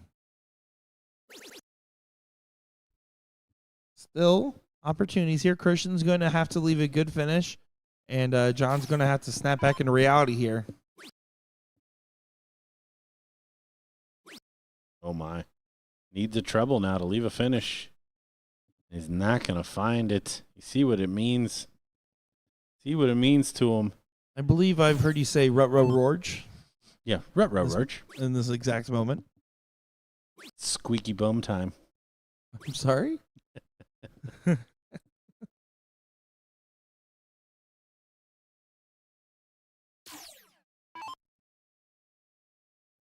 John, if he just hits a 2 treble turn, at least fixes things on the bottom line.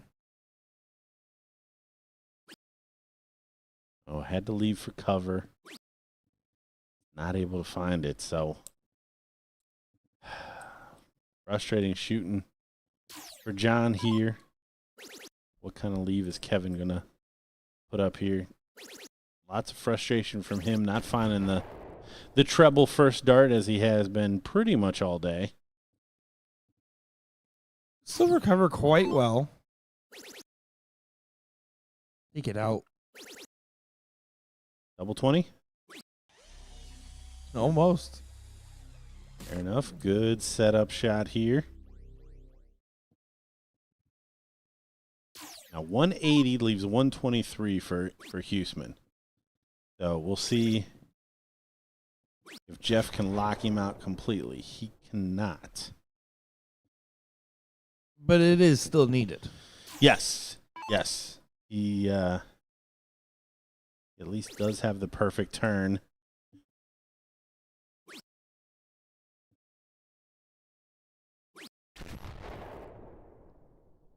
That just all but guarantees unless Kevin Luke busts here. 61 is the target line, and it won't matter if this goes.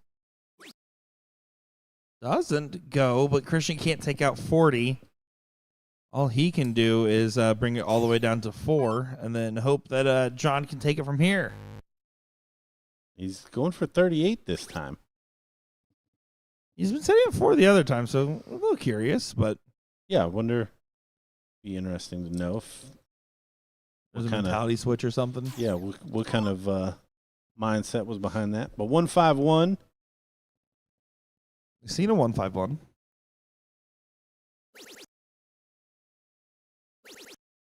We see another 151. You cannot. Good look at it. Does not go. Again, John has to take this out and hope for some severe double trouble.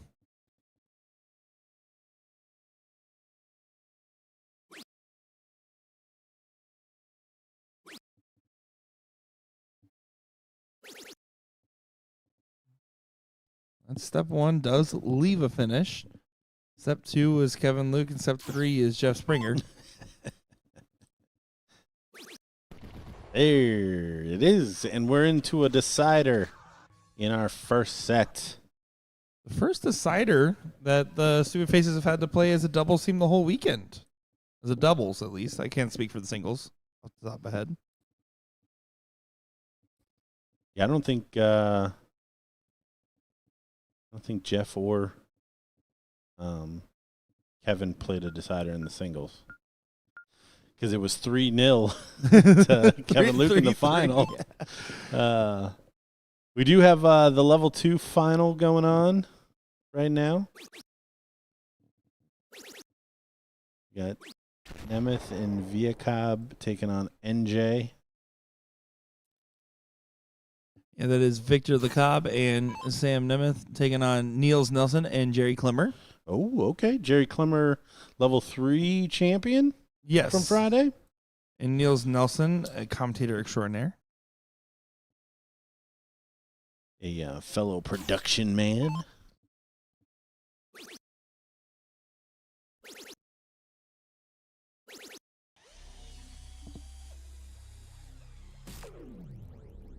Fortunately, Christian in a last leg decider and the most important leg yet of the day does not get in. So Huseman said, watch this. 9-darter.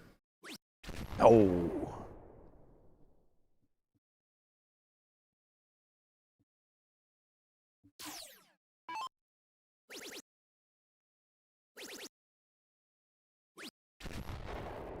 Playing with a little freedom here. This is for the title. These stupid faces win. It just keeps getting more aggressive and more aggressive. These stupid faces win. I swear to God.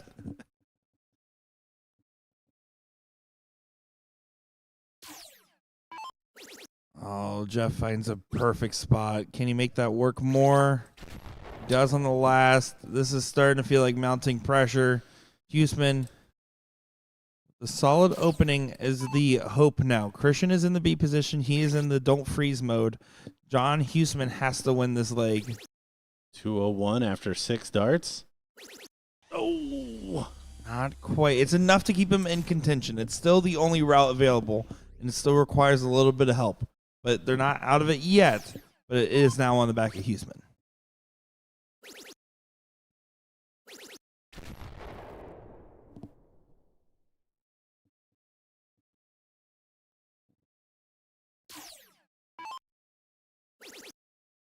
Christian going to reduce the deficit. Avoid freezing conditions. Roads are still icy. Yeah, only a ton. Probably needed at least a 140 there.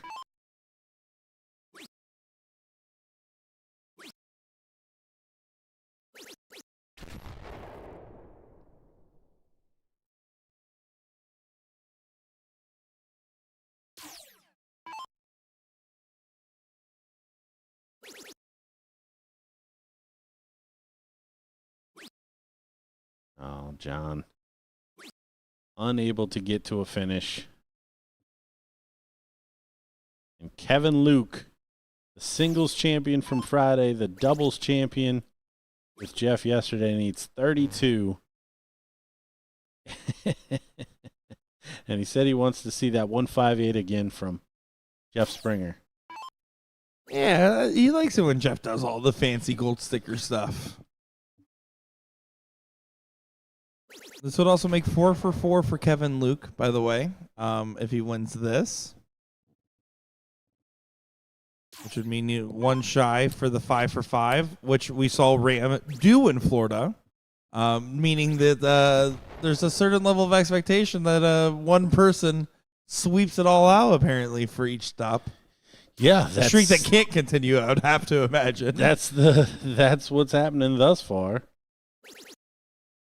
Which is incredible, again, that Ram did not make the top 4 of the ESPN, but did win 5 for 5 after. Yeah. After blowing a 2-0 lead to Mike Maloney. Whoa. Oh. He doesn't get there. Yeah, I think he's just trying to lower his average for the next tour stop. I understand it. Smart strategy.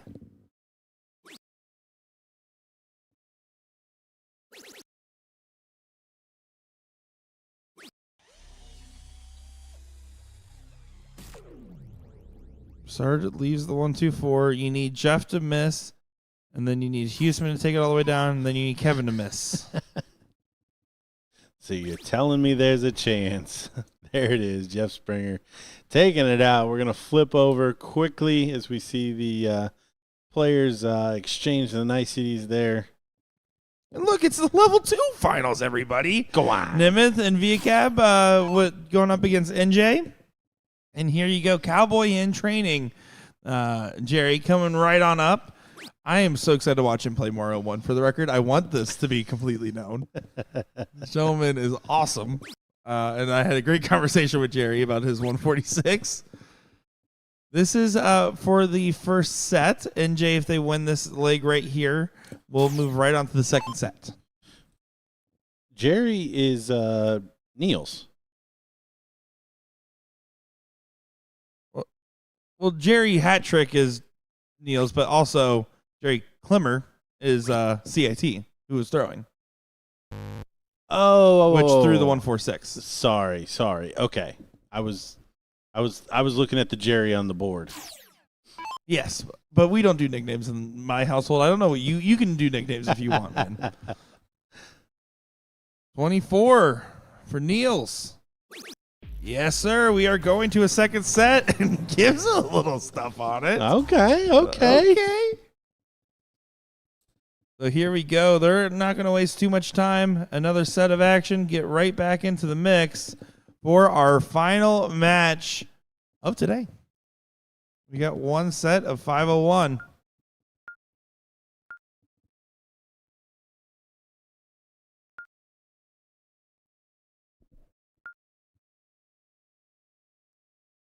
Let me get right into the diddle here.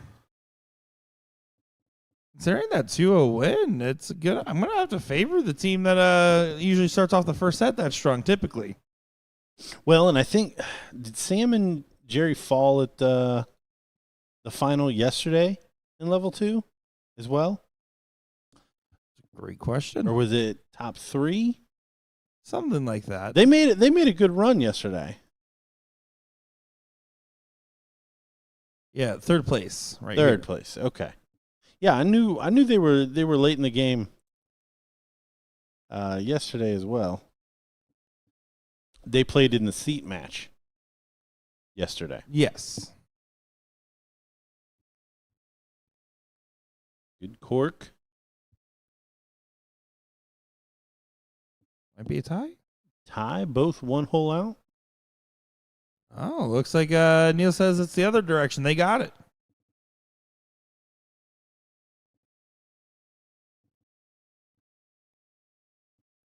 So here we go. On to the matchup.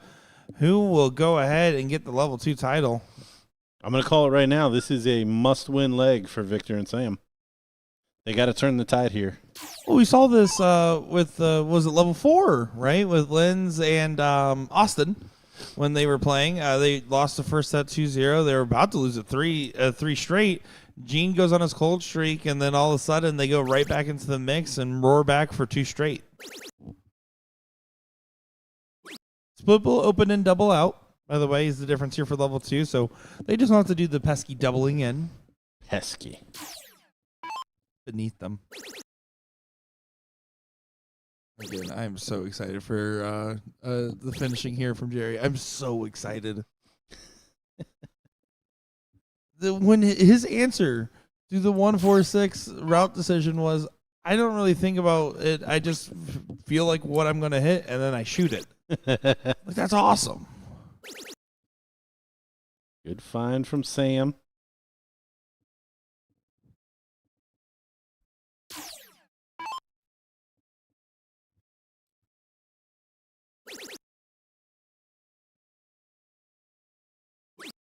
Neil's looking like he's on it today.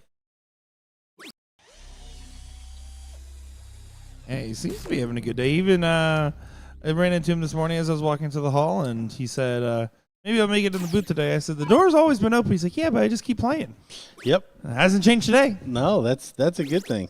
I saw him at breakfast. He was getting him some of that fancy buffet. Oh, it's the quiche and the meats and cheeses. Meats and cheeses. Oh, my God. Assorted meats and cheeses.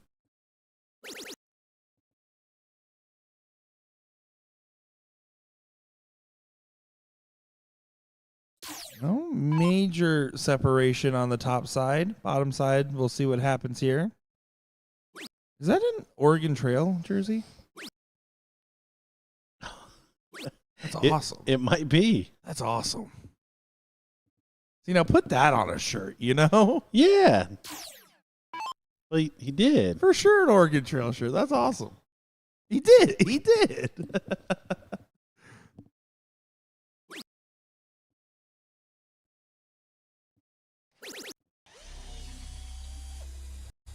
Solid 100 there.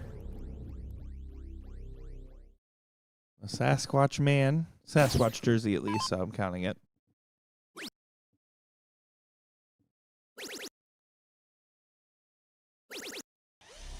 There's a good 140 find from Victor. Puts himself out in front and puts pressure on Jerry to try to respond in suit.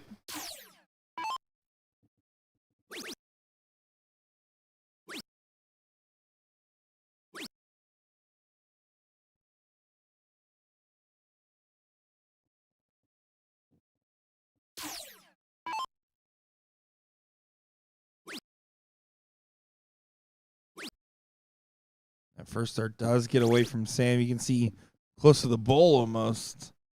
Yeah, kind of waves it off. Not what he was looking for.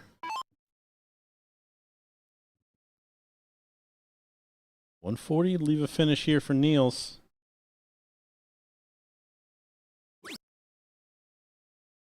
Shot still on. Oh, great placement. All kinds of room, both sides. Oh, when he finds the trouble one, you know he knows what he needed there.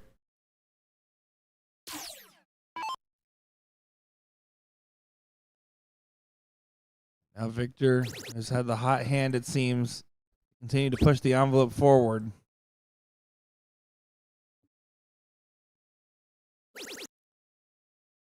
And just next door on all three. Unlucky. Little breathing room for the Jerrys.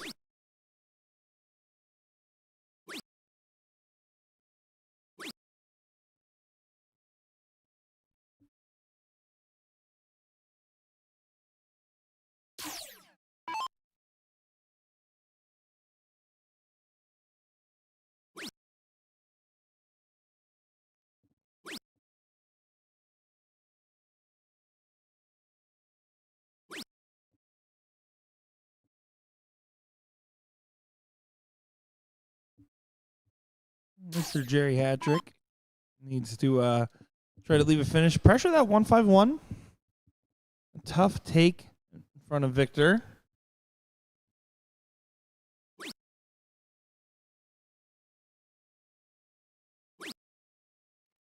Both top wire.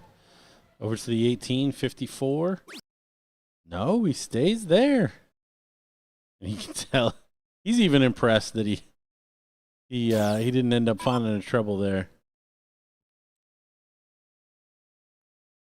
Just the bare minimum on the assignment. Stay on it. You weren't specific. I should have clarified. That's on me. I'll own that. Back it up. Back it up. Let him throw it again.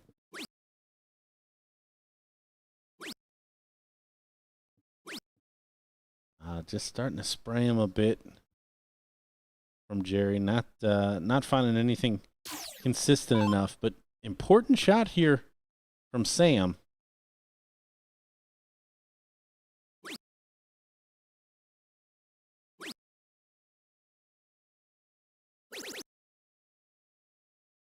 Still solid visit. Not exactly what he wanted to do, but it will get enough done.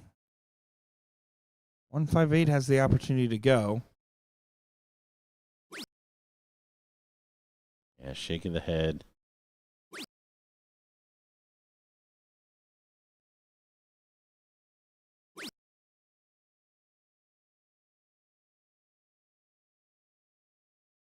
Only 45. So 85 for Victor in what I called a must-win leg. 20 for Bull. 20 for Bull. Bullseye. Oh, slid way left into that 11. He's at 39. Work to do. Jerry needs to settle himself in. He played excellent when we saw him, but there, I mean, that's a gitchy dart going outside. Not even going to get himself to a finish, and he's going to have to buy a round of shots. It's under 10. Yeah, no, don't know what happened here. Obviously, making the final, Jerry, a very consistent producer when we've seen him so far.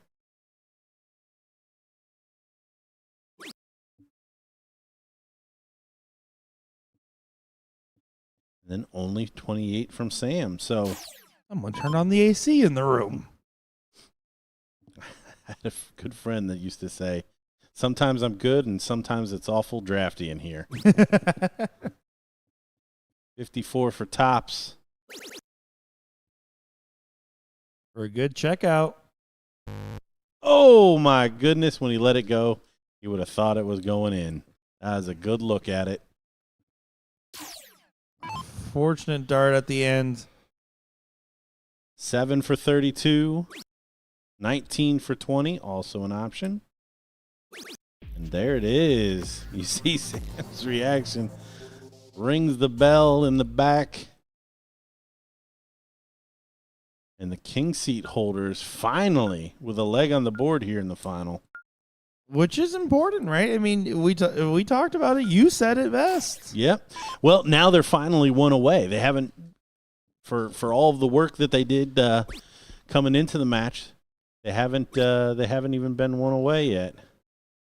Now this is a mistake. I don't.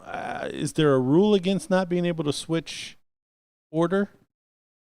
I don't know well enough to answer confidently. Yeah, that's Jerry's got to hand off that start. Yeah, I mean, I agree. The other thing is, and regardless of the specific ruling here, if you're the player that's struggling and you're in the A position, don't be afraid to say, I need to step down, because your partner might not feel comfortable saying that or doesn't want to psych you out further. But sometimes you have to be the one to initiate the interaction. It's very important. And I agree with your analysis there. I think Nels should be absolutely going first right now.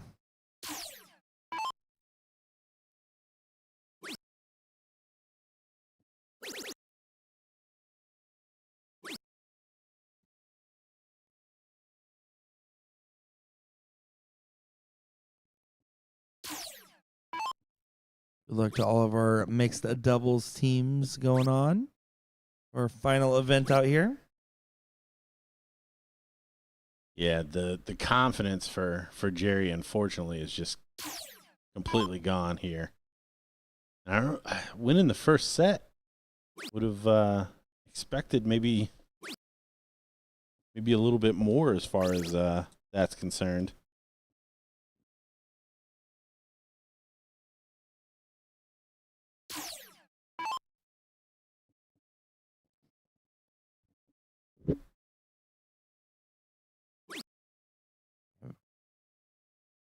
Victor's looking real good in this matchup so far.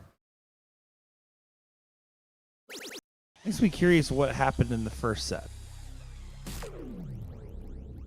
Yeah, I guess we did just catch the tail end.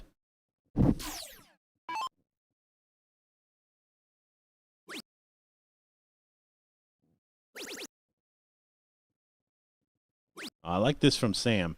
Sam was not finding that 20 consistently. Switched down, trying to get something going. Maybe a tactic Jerry could take a look at.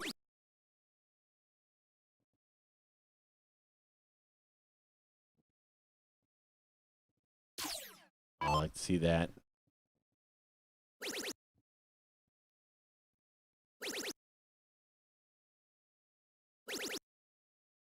Jerry hat trick. Telling his partner to get his head up. That's all you can do in this situation. You feel like you're drowning. You feel like it's encompassing. If you feel like it's overwhelming. And the thing you can't be focusing on is all of that. Easier said than done, but a good partner can help you snap right out of it. A better partner will stop it from happening in the first place, which is the trick of the trade of working with someone for a long time, like a long-standing partnership.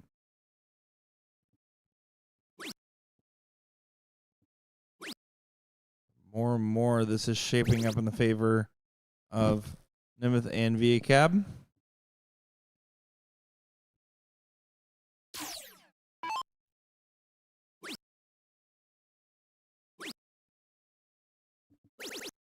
There it is, switching downstairs. Maybe you heard me.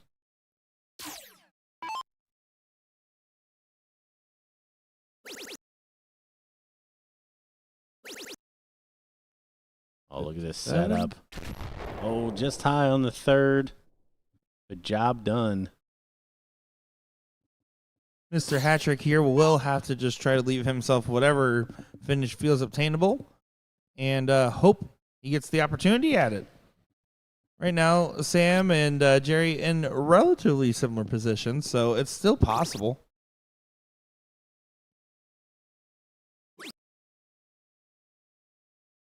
Oh, Nil's not happy with that one.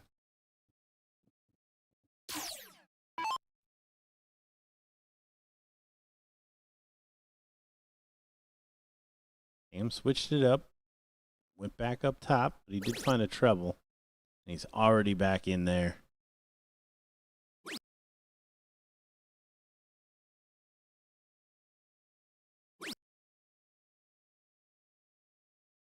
Only 68. Important for Jerry right now to score well. Oh, no. Oh, no. The freeze is on. Yeah. Just, yeah. Jerry not. I don't know how fast he normally plays, but just head completely gone. Love seeing the partner back there talking to him. Messing about with it just a little bit. Try to go bull for top.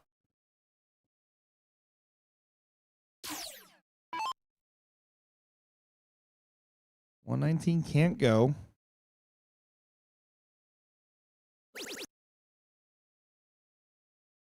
$60 for two.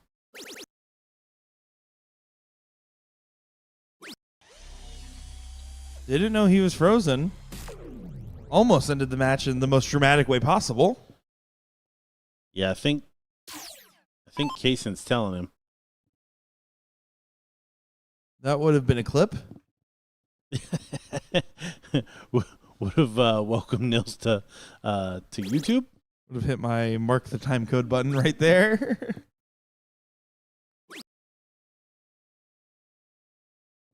All right, so here we go.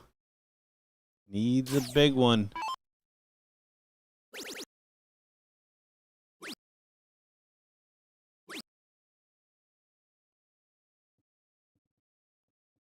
Better than we had seen, but Victor, 3 clear at 40 for the title. Level 2 champion. There it is. You hear Patrick Mulligan on the guitar. Signifying the end of that one. And look at that. Sam, Victor, embrace. They're a hard-fought doubles victory. They get a shout from the crowd. Love to see the celebrations there. You can tell there was some support and a lot of meaning behind it. Unfortunate loss there for Nils and Jerry. But, hey, got to a final there. And Jerry, of course, getting a title as well. So having a good weekend overall and going home with some gourmet leveling firewood, as you would say. Final thoughts here for our coverage in Seattle, Washington. Yeah, great weekend. Glad to see everybody out. Greatly appreciate Super Darts. Enjoyed the conversation with the Grays yesterday. We'll have that out eventually after Nick cleans it up. Got some really good interviews and stuff out here. But no, successful trip to the left coast. Yeah, no, absolutely. A fun time out over here. We had a good time meeting and talking with different players, and seeing everybody out. It's great to get back on the tour, especially now that we're in the busy season of it, where you're going to have the Myrtle Beach and Niagara Falls stops, as well as Phoenix stops in 2025. Some really cool stuff in 2026 to be announced very, very, very soon-ish, as we're always excited to be bringing you guys those updates. But if you guys want to follow along for more, make sure to give us a follow over here on YouTube, BullShooter Sports Network, or over on Facebook, BullShooter World Tour, where we post the matches, the clips, and the commentaries, insights, and everything else in between with these players. So make sure not to go too far with that. But that will bid us adieu here, as I had another great weekend hanging out with you, Gordon. A lot of fun to be had, and a lot of very memorable moments on our live stream from this one. Yes, there'll be, I'm sure, a couple of clips that that will bring me back to my headspace when they actually happen. But no, pleasure hanging out with you, and yeah, we'll see everybody in Myrtle. Arigato.